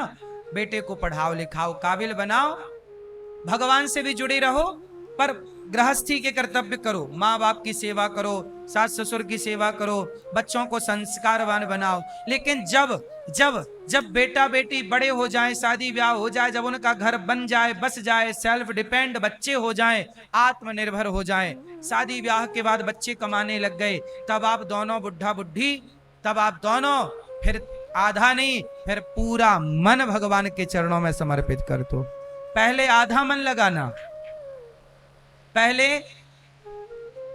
हम तो कहते हैं जवानी लड़कपन में आप ईश्वर में 10% मन लगाओ, शादी होने के बाद 25% मन लगाओ ईश्वर में। शादी होने के बाद जब तुम्हारे बच्चे हो जाएं, थोड़ा बच्चों की परवरिश करो, पर ये याद रखना कि ये बच्चे हमारे नहीं, भगवान के। अब थोड़ा और मन ईश्वर में लगाओ, 50% आप ईश्वर से जुड़ जाओ। पर अब बच्चे बड़े बड़े हो गए, जब तक बच्चे छोटे होते हैं ना, तो बच्चों को लाड़ लड़ाना है, प्यार करना ठीक भी है, पर बच्चे छोटे ही अच्छे लगते हैं। बच्चे बड़े होने के बाद तो वो आंख दिखाने लग जाते हैं। बोलो हाँ। इसके बाद जब बच्चे थोड़ा बड़े हो जाएं, तो 50% मन भगवान में लगा देना। जब बच्चे शादी ब्याह हो जाए बच्चों का, तब आप 75% मन भगवान में लगा देना। और जब बेटा बहू तुम्हें आंख दिखाने लग जाए, तब पूरा 100% मन भगवान के चरणों में लगा देना, और सदा के लिए भगवान। क्योंकि आप लोगों के बारे में मुझे पता है, आप लोग रावण की जब तक लात नहीं पड़ी विभीषण को, तब तक विभीषण राम की शरण में। कुछ लोग होते ही हैं लात खाने के बाद अक्कल आती है। बोलो हाँ। अब परसों नरसों यहाँ एक आदमी आया, गुरुजी अब मुझे आप अपनी सेवा में रख लो, मैं आपका बन के भजन करूंगा, यहीं रहूंगा, घर नहीं जाऊंगा, यहीं रह के भजन करूंगा, भगवान का भजन करूंगा, मुझे नहीं जाना। क्यों नहीं जाना? अरे बोले पत्नी मेरी इज्जत नहीं करती, देखती भी नहीं है। तो देखो ये भगवान की शरण में कब आए? जब पत्नी ने इनको देखना बंद कर दिया, बेटे ने देखना बंद कर दिया। और जब तक बेटी पत्नी देखते रहते तो ये काहे को आता वृंदावन? ये तो वहीं तलवे चाटता। बोलो हाँ। इसलिए थोड़ा ठोकर भी जरूरी है। भागे वृंदावन की तरफ, नहीं तो आदमी बुढ़ापे भर, बूढ़े बूढ़े लोग, आपने देखा नहीं, सिर हिल रहा है, फिर भी चाबी लिए घूम रही है मैया, सही जगह जाने नहीं है, चाबी हाथ हिल रहा, खोल नहीं रही है, फिर भी बुढ़ावे में चाबी। ये नहीं कि माला जपे सीताराम सीताराम, ये उम्र तुम्हारी चाबी थामने की है कि माला थामने की है? बूढ़े बूढ़े डोकरा, बूढ़े बूढ़े आदमी, हाथ हिल रहा, चाबी सही जगह घुस नहीं रही है, खोल नहीं रही है ताला, और फिर भी चाबी लेके सोते हैं तकिया के नीचे।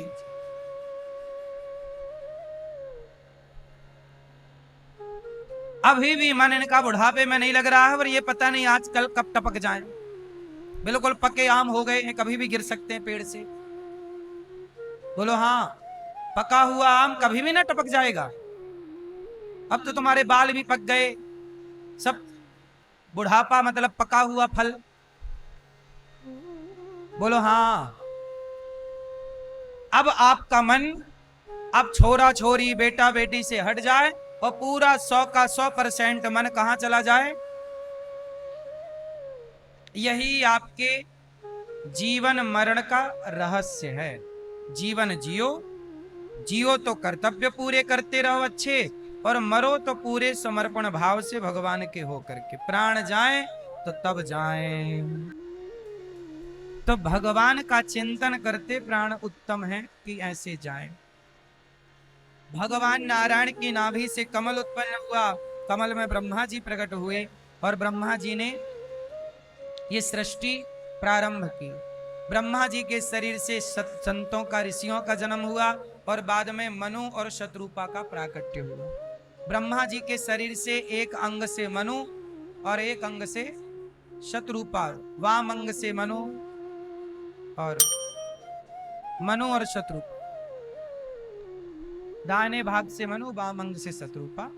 मनु और शत्रुपा का प्राकट्य हुआ, और इसके बाद ब्रह्मा जी ने कहा सृष्टि करो। कहाँ सृष्टि करें पृथ्वी का तो पता नहीं। तब 12 भगवान प्रकट हुए और हिरण्याक्ष को मारकर पृथ्वी की स्थापना की, और वहीं से पृथ्वी जब स्थापित हुई तो मनु जी ने सृष्टि की। मनु जी की 5 संतानें हुई, 3 बेटियां और 2 बेटे, आकुति, देवहूति, प्रसूति। आकुति का विवाह रुचि प्रजापति से हुआ, जिनके यहाँ यज्ञ भगवान हुए, यज्ञ पुत्र बन के आए और दक्षिणा पुत्री बनकर आई।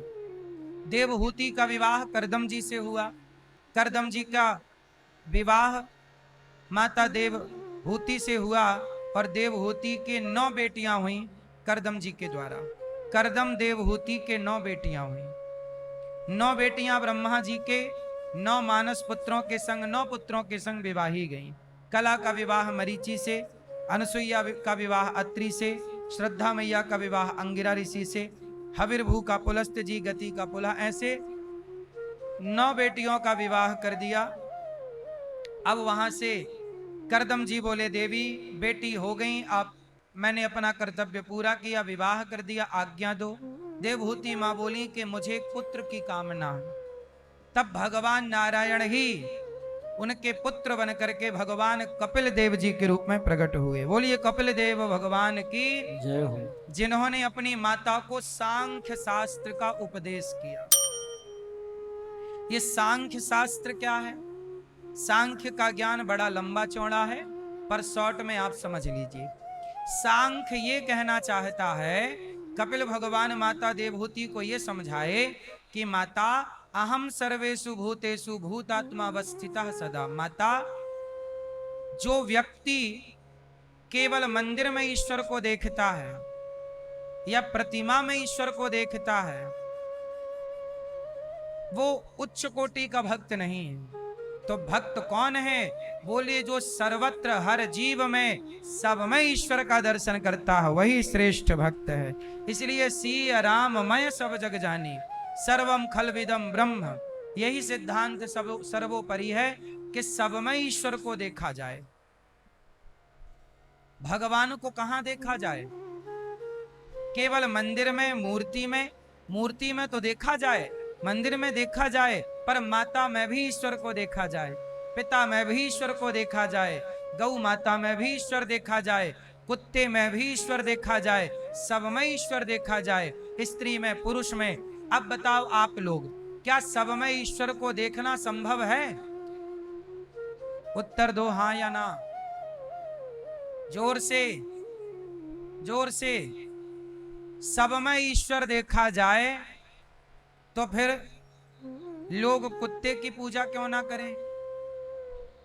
फिर सुअर की पूजा लोग क्यों ना करें? तो यहां ये बात कट जाएगी। तो सुनो, इस बात को पूरा जब तक नहीं जानोगे, पूरा जब तक नहीं सुनोगे, तो आधा ज्ञान किसी काम का ना होगा। सुनो, ईश्वर सबके भीतर है, गैया के अंदर भी, कुत्ता के अंदर भी, स्त्री के अंदर भी, पुरुष के अंदर भी, हाथी के अंदर भी और चींटी के अंदर भी, सबके अंदर ईश्वर है। परंतु किस रूप में है? आत्मा के रूप में। ईश्वर अंश जीव अविनाशी, सबके भीतर परमात्मा है। परंतु गधे के अंदर ईश्वर तो है, इसलिए हम गधे को सताएं ना, पर गधे की पूजा नहीं कर सकते, क्योंकि उसका स्वरूप गधे का। यहां पर दो बातें हो गई। ईश्वर तो सबके भीतर है, परंतु किस तरह से, जरा समझिएगा। आप इसे उदाहरण से समझते हैं। जैसे आपने टॉर्च रखी अपने हाथ में, तो टॉर्च जब मैंने आपके चेहरे पे मारी तो आपके चेहरे पे लाइट दिखी, बोलो हाँ। जबकि बगल में कोई और खड़ा है तो उस पे लाइट नहीं नजर आई, क्योंकि आपके चेहरे पे है। तो ये बताओ, चेहरे पे लाइट है कि टॉर्च में लाइट है? पर आपके चेहरे पे मारी जाए तो आपका चेहरा चमकेगा, इनका चेहरा पे मारी जाए तो हर चेहरे पे लाइट मारी जा सकती है कि नहीं?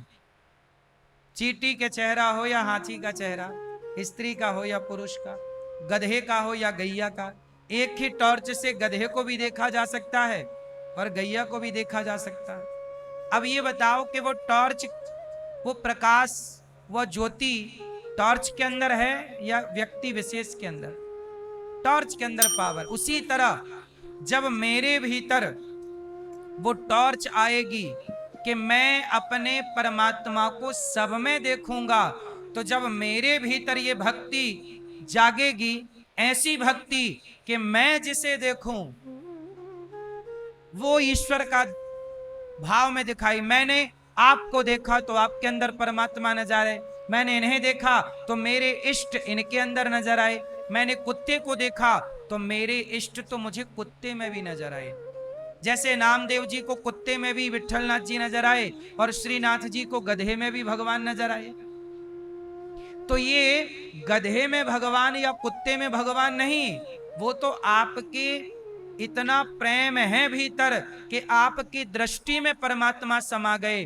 तो ऐसे समाये कि अब आप जहां देख रहे हैं वहां वहां आपका परमात्मा आपको नजर आ रहा है। तो जब ऐसा भाव आपका बनेगा तो आप जहां देखोगे आपको भगवान ही भगवान नजर आएंगे। फिर ये बात होगी कि सब में भगवान है। अब अभी आपकी वो दृष्टि है नहीं, अभी आपकी दृष्टि इस तरह से नामदेव जी की तरह नहीं है, एकनाथ जी की तरह नहीं है, अभी आपकी दृष्टि तुलसीदास जी की तरह नहीं है। तो आप लोग तो अभी गधे को गधा कहते हो, गैया को गैया कहते हो, कुत्ता को कुत्ता कहते हो। पर जब वो वाली दृष्टि आ जाएगी तो तुम्हें कुत्ता नजर ना आएगा, कुत्ते में परमात्मा नजर आएंगे। फिर गैया नजर ना आएगी, गैया में ईश्वर, ये उस श्रेणी की बात है। सुनो, सारे ज्ञान सबके लिए नहीं होते ना मेरी माँ, सबकी भक्ति की श्रेणी भी तो अलग अलग है ना। अब जिस कोटि की भक्ति मीराबाई ने की, तुलसीदास जी ने की, सूरदास जी ने की, क्या उस तरह का ज्ञान या उस तरह की भक्ति या उस तरह का प्रेम हमारे अंदर है? नहीं है। आज ऐसा प्रेम, ऐसा भक्ति शायद किसी के अंदर हो, परंतु वो हमारे भीतर तो अभी नहीं है। उसी प्रेम की तो भगवान से भीख मांगते कि प्रभु, जो प्रेम सूरदास जी मीरा के भीतर था वही प्रेम हमारे भीतर आ जाए तो बड़ी कृपा हो जाए। हम भी वैसी आपको भजें, आपकी आराधना करें, हमारी भी दृष्टि ऐसी हो कि जब हम कुत्ते को देखें तो हमें कुत्ता नजर ना आए, उस कुत्ते में भी अपने भगवान श्रीमन नारायण का दर्शन हो। ऐसी दृष्टि तब होगी जब भगवान चाहेंगे। कहते ना कि भगवान की कृपा के बिना भगवान का साक्षात्कार नहीं हो सकता। सोई जाने जेहि देहु जनाई, और जानत तुम्ही होई जाई। भगवान को भी तभी जाना जा सकता है जब भगवान को जानने की शक्ति भगवान खुद दें। नहीं दें तो दुर्योधन के आगे कृष्ण खड़े थे, कहां पहचान पाया? रावण के आगे राम खड़े थे, कहां पहचान पाया? वो नहीं देंगे दृष्टि तो हमारे आगे आके खड़े हो जाएं भगवान, हम थोड़ी पहचान पाएंगे। भगवान को पहचानने की शक्ति भी तब तक नहीं आएगी जब तक वो शक्ति खुद भगवान ना दे। वो नहीं देंगे तो हमारे बगल में आके खड़े हो जाएं भगवान। अरे उदाहरण से समझो ना, क्या दुर्योधन को कृष्ण का दर्शन नहीं हुआ? कई बार हुआ। क्या वो पहचान पाया? वो तो यही कहता ये तो ग्वाला है। दुर्योधन तो बार बार यही कहता ना, ये तो ग्वाला है, यशोदा का छुरा है, कोई भगवान थोड़ी है। सामने खड़े हैं फिर भी नहीं पहचान पाया। और सुनो, चलो ये सब छोड़ो, दुर्योधन तो बहुत छोटी चीज। आओ मैं तुम्हें एक बढ़िया बात सुनाऊं, एक कथा सुनाऊं इसकी। सुनो, भगवान के वाहन कौन है? भगवान नारायण किस पे चलते हैं? किस पे? भगवान की गाड़ी का नाम गरुण जी। कौन? गरुण जी। जगन्नाथ मंदिर जाओगे तो मंदिर के ठीक सामने गरुण स्तंभ है। रंगनाथ जी के मंदिर जाओगे यहां तो वहां मंदिर के ठीक सामने क्या है? गरुण स्तंभ है। दक्षिण भारत में जितने मंदिर हैं सारे मंदिरों के आगे गरुण स्तंभ होता है। गरुण जी भगवान के वाहन कौन? हाँ सुनो, भगवान को सदा लेकर चलते हैं गरुण जी, पर वो गरुण जी भी भगवान को एक बार समझ नहीं पाए। कब की घटना?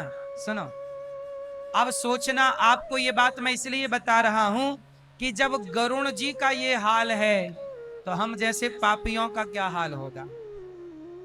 एक समय की बात है जब राम और रावण का युद्ध हो रहा था, तो सुनो, मेघनाथ ने शक्ति चलाई और नाग पास में भगवान को, राम को, लक्ष्मण को बांध दिया।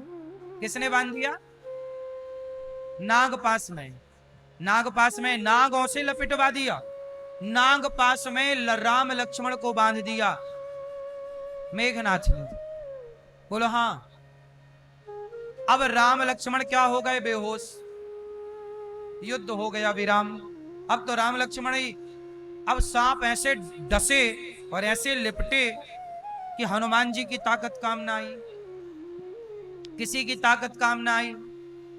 तब किसे बुलाया? तब हनुमान जी गए गरुण जी, हे गरुण जी जल्दी चलो चलो चलो चलो। गरुण जी बोले क्या हुआ? अरे बोले हमारे भगवान पे संकट। गरुण जी हंसे, हा हा, भगवान पे भी संकट आ सकता है? भगवान तो सबके संकट दूर करते हैं।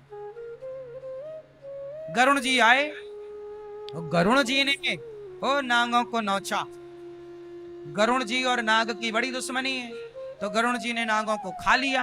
अब सारे नाग भाग गए छोड़ छोड़ के। अब सारा जहर भी उतर गया। राम लक्ष्मण बैठ गए। अब चलो राम लक्ष्मण तो बैठ गए, गरुण जी ने उन्हें बचा भी लिया। पर गरुण जी जब गए तब गरुण जी को लगा, हे भगवान, ये राम लक्ष्मण थोड़ी भगवान हैं, इन्हें तो हमने बचाया, इनके प्राण तो हमने बचाए, हम ना होते तो ये तो मर जाते। ये किस बात के भगवान? अब सोचिए, भगवान की लीला देखिए। अब गरुण जी बड़े परेशान, क्या करें क्या करें। हमारे भगवान वैसे अवतार लेकर तो गए थे, राम के रूप में ही अवतार लिया था, लेकिन ये कैसे भगवान? इनको हमारी जरूरत पड़ गई, ड्राइवर की जरूरत पड़ गई, कैसा मालिक? तब तक नारद जी मिल गए। नारायण, नारद जी हम बड़े धर्म संकट में, ये बताओ कि राम भगवान है या नहीं? नारद जी बोले हैं, राम भगवान, भगवान है वो, नारायण ही तो गए भगवान बन के, राम अवतार लिया नारायण ने, आपके स्वामी ने। गरुण जी बोले नहीं, आपको गलत फहमी है, यदि वो भगवान होते तो उन्हें मेरी क्या जरूरत पड़ती, मैंने उनके प्राण बचाए। नारद जी समझ गए कि जो रोग हमें लगा था इनको भी लग गया, इन्हें भी कोरोना हो गया, अज्ञान का, घमंड का।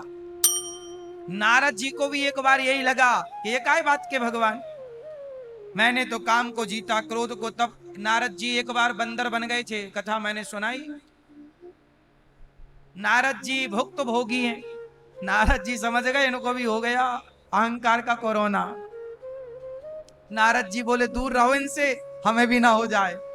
नारद जी बोले सुनो, ऐसा है कि आप ब्रह्मा जी से बात करो इस विषय में, ब्रह्मा जी को ज्यादा पता है कि ये राम भगवान है कि नहीं। लो भैया,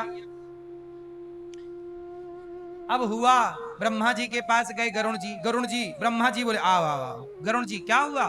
प्रभु थोड़ा डाउट है। डाउट क्या? बोले ये राम भगवान है या नहीं? ब्रह्मा जी बोले, समझ गए, मन मन में राम को प्रणाम किया, हे प्रभु आज एक और कोरोना बैक्टीरिया मिल गया, अभिमान का कोरोना घूम रहा है, बच के रहो। ब्रह्मा जी ने दूर से विदा किया, गरुण जी आप जाइए। कहां जाइए? बोले शंकर जी के पास जाइए, शंकर जी दिन भर राम राम जपते हैं, वही बताएंगे, उनसे बढ़िया कोई नहीं बता सकता। शंकर जी के पास गए गरुण जी। अब गरुण जी जब शंकर जी के पास गए तो शंकर जी से कहा, हे शंकर जी मेरा एक संदेह दूर कीजिए। क्या संदेह? बोले राम भगवान है कि नहीं? यदि भगवान है तो वो नाग पास में कैसे बन सकते हैं? उनके प्राणों पर संकट कैसे आ सकता है? मैंने उनको बचाया, मैं नहीं बचाता तो वो मर जाते। शंकर जी समझ गए कि इनको भी रोग लग गया। शंकर जी बोले सुनो गरुण जी, राम के बारे में मैं भी नहीं बता सकता। अब नारद जी नहीं बता सकते, ब्रह्मा नहीं बता सकते, शंकर जी नहीं बता सकते, कौन बताएगा फिर? बोलो जाओ, काकभूषुंड जी बताएंगे। कौन बताएगा? बोले कौआ। कौआ? सोचिए, पक्षियों के राजा हैं गरुण जी, पक्षियों के राजा गरुण जी, और पक्षियों में सबसे नीच पक्षी है कौआ। तो एक राजा पक्षी को नीच कोटि के जो कौआ को सबसे नीच नहीं बोला जाता? कौआ बैठे काव काव, लोग भगा देते हैं। बोले कौआ? बोले वो सामान्य कौआ नहीं है, काकभूषुंड जी नीलगिरी पर्वत पर रहते हैं, जाओ। काकभूषुंड जी के पास गए। काकभूषुंड जी ने पूरा रामचरित्र जब विस्तार से गाया और बताया कि मैं, काकभूषुंड जी बोले कि मैं भी एक बार रामलला का दर्शन करने गया तो मुझे भी संदेह हुआ कि ये तो धूल पर खेल रहे हैं। राम जी बचपन में कैसी लीला करते हैं, परछाई, जैसे धूप पड़ती तो अपनी परछाई नहीं दिखती, तो परछाई देख के राम जी डर जाते, मैया वो देखो कौन है। परछाई कभी पकड़ने दौड़ते, कभी डर जाते। तो काकभूषुंड जी को भी गलतफहमी हो गई कि ये किस बात की भगवान, ये तो परछाई से डर रहे हैं। तो भगवान ने क्या किया, काकभूषुंड जी को देख के जरा हंसे, और हंसे मुंह खुला तो कागभूषुंड जी भगवान के मुख में समा गए। और जब अंदर गए तो करोड़ों ब्रह्मा देखे, करोड़ों शंकर देखे, करोड़ों इंद्र देखे, करोड़ों पृथ्वी देखी, करोड़ों दशरथ देखे, करोड़ों कौशल्या मैया देखी, पर सब में राम यही एक से नजर आए।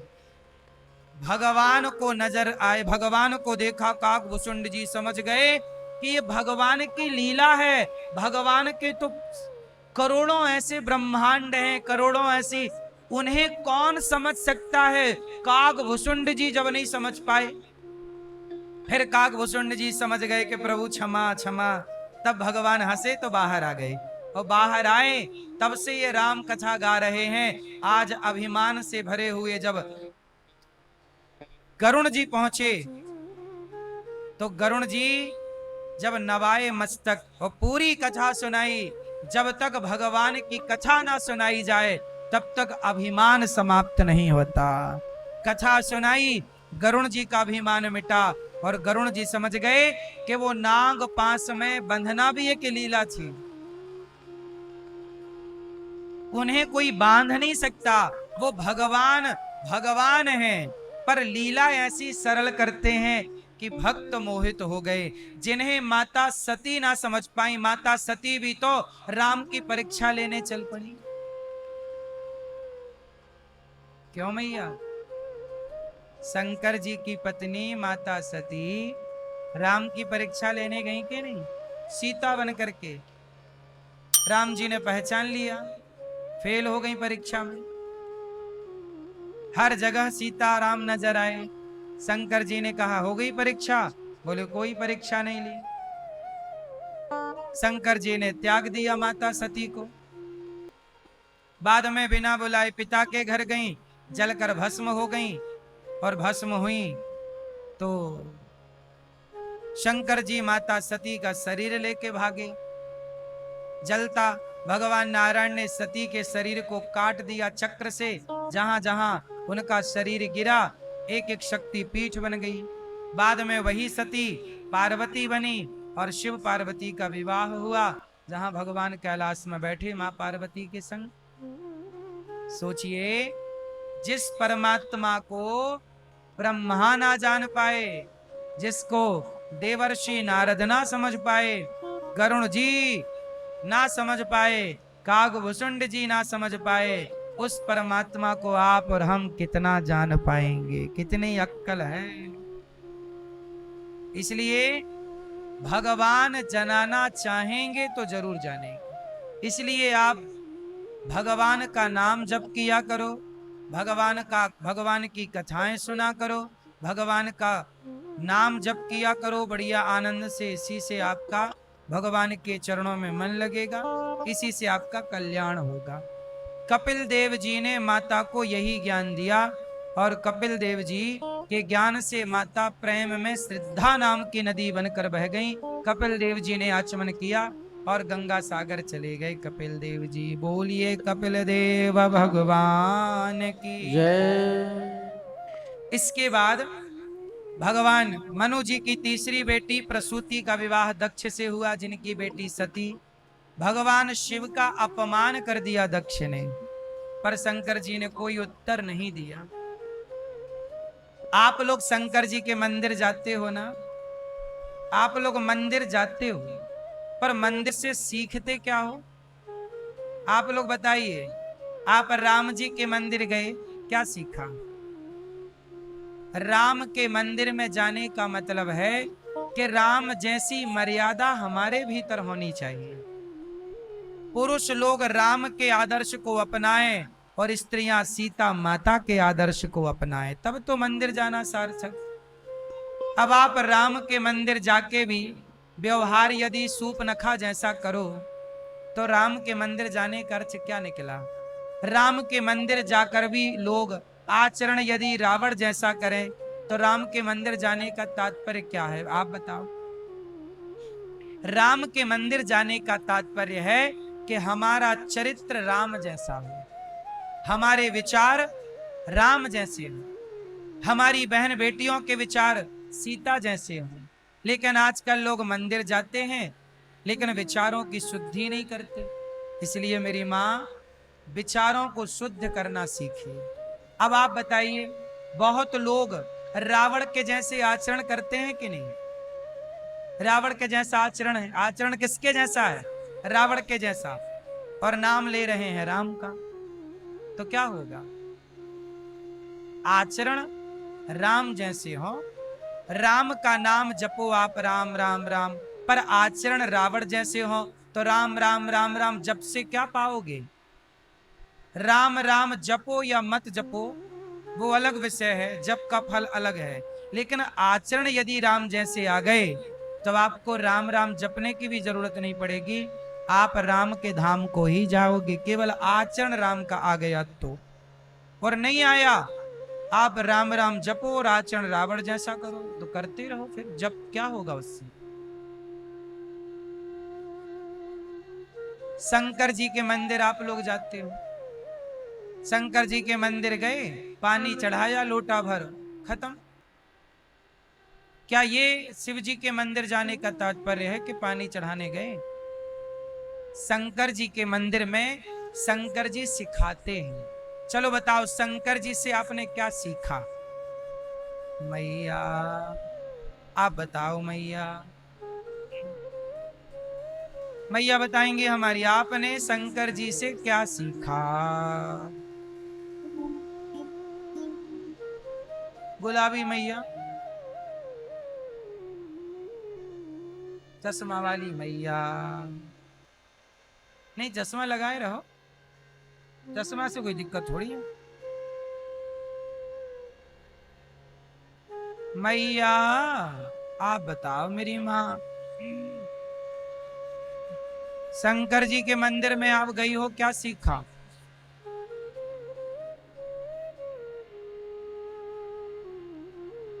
भैया बताओ, आप शंकर जी के मंदिर गए, क्या सीखा?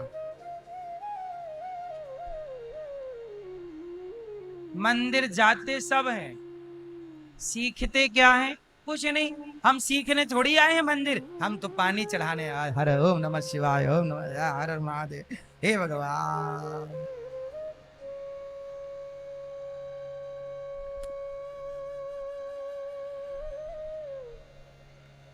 शंकर जी का मंदिर बहुत कुछ सिखाता है। शंकर जी का मंदिर, राम जी का मंदिर, भगवान कृष्ण का मंदिर अपने आप में एक यूनिवर्सिटी है।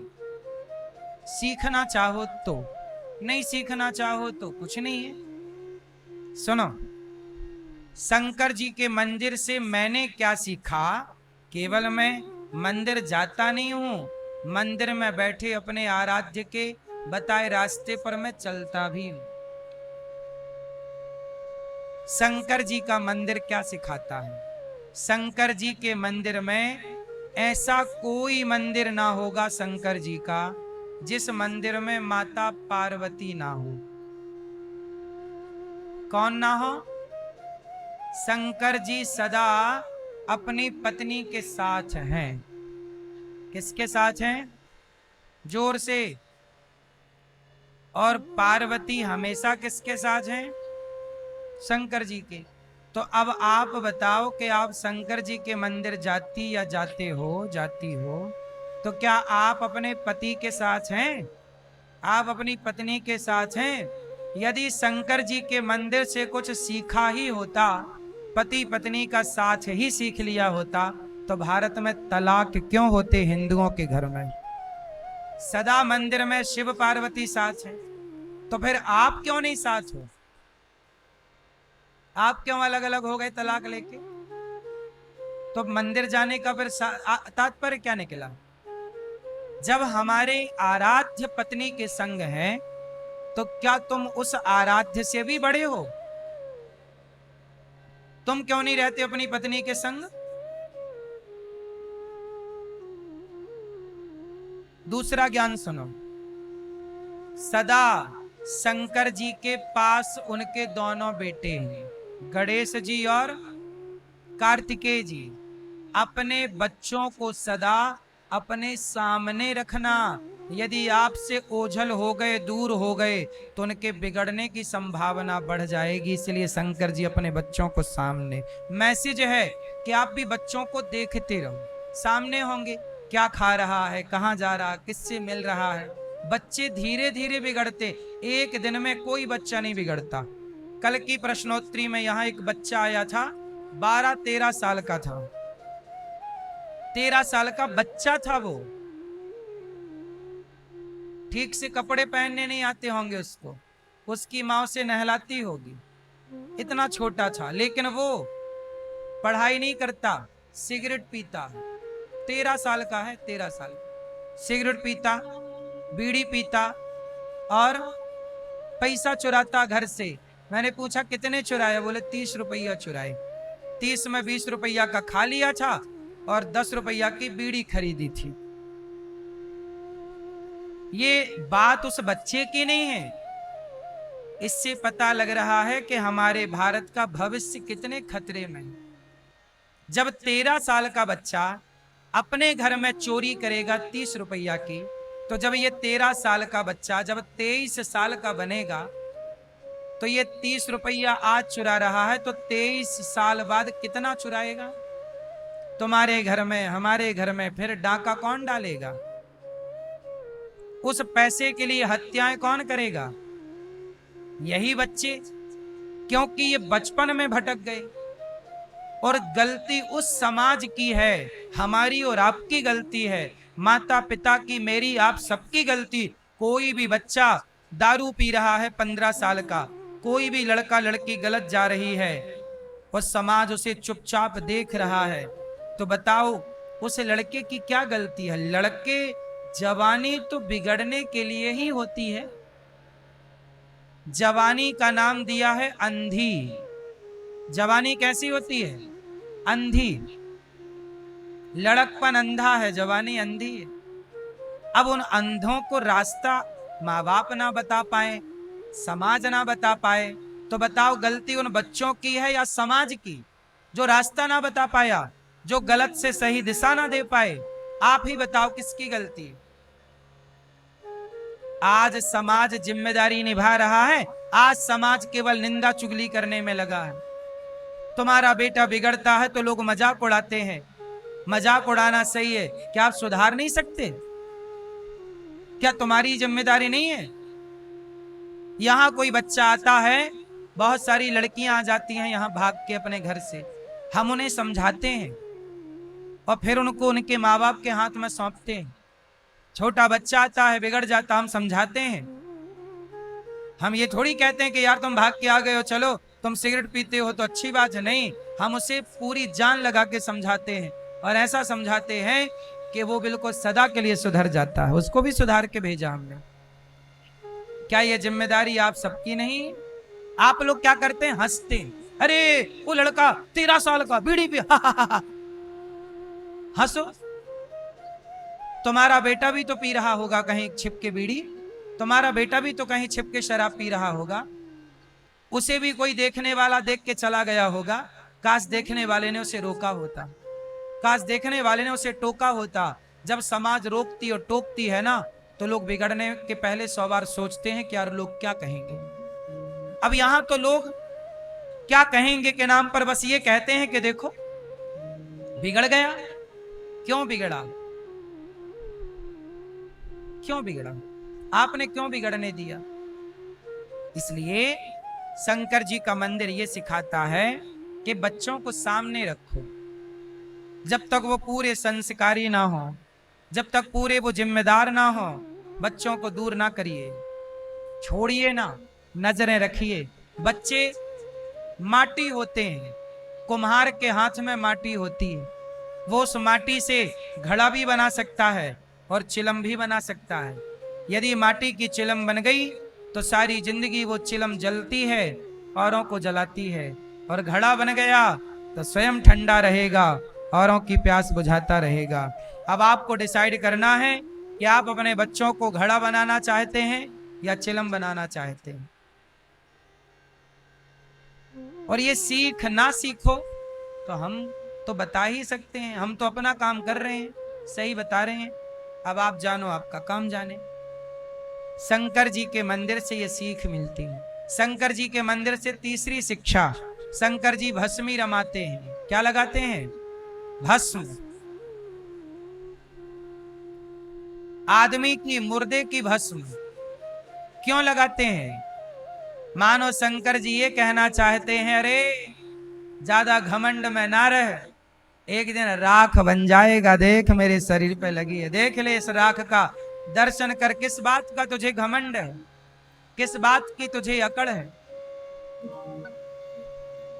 मैं तो रोज राख लगाता हूं। शंकर जी ना कहते, मैं तो रोज राख लगाता हूं। तेरी राख है, तेरे बाप की राख लगा चुका। तू कितने दिन का ये घमंड लिए बैठा है, बता तो सही। एक दिन ये मुट्ठी में आ जाएगा राख बनकर। किस बात का घमंड है साहब? इंसान बनो। मंदिर सिखाते हैं कि अच्छे इंसान बनो, किसी के काम आओ। आजकल लोग काम नहीं आ रहे हैं किसी के। ना बेटा माँ बाप के काम आ रहा है, ना कोई किसी के काम आ रहा है। मेरा मानना है, मैंने रामचरितमानस पढ़ी, मैंने थोड़े से पुराण पढ़े, मैंने संतों की संगति की, और मैंने आज तक, मेरी माँ, मैंने आज तक जितना पढ़ा, जितना सुना, जितना सीखा, मैंने सबका सार जाना। रामचरितमानस में भी उत्तर कांड में गोस्वामी जी कहते हैं कि इस धरती का सबसे सुंदर काम है। भगवान राम कहते हैं कि सबसे प्रिय मुझे कोई है तो सेवक, सेवा करने वाला मुझे सबसे प्रिय लगता है। सेवा करने वाला जो भक्त है वही भगवान को प्रिय लगता है। इसलिए सेवक बनिए। बताओ, हनुमान जी क्या बने? लक्ष्मण जी क्या बने? आप सेवक हैं, इसलिए सेवक बनो। सेवक मतलब सेवा। सेवा सबकी, सबकी सेवा करो। राम ने वो जटायु नाम के पक्षी की भी सेवा की, बेटा बनकर। जटायु का तो कोई नहीं था, पंख काट दिए रावण ने, पड़ा था बेचारा जटायु। लेकिन राम पहुंचे तो उस पक्षी पर भी दया की, पक्षी को गले लगाया और उसका संस्कार ऐसे किया जैसे कोई बेटा अपने बाप का संस्कार करता हो। ये दयालुता, ये करुणा, ये सेवा का भाव राम सिखा रहे हैं। और हम राम के मंदिर जाकर सेवा ना सीखें, राम के आदर्शों पर चलना ना सीखें, तब तो हमारा मंदिर जाना बेकार है ना मेरी माँ। कृष्ण के मंदिर जाकर गीता का ज्ञान ना सीखें तो फिर क्या मतलब है?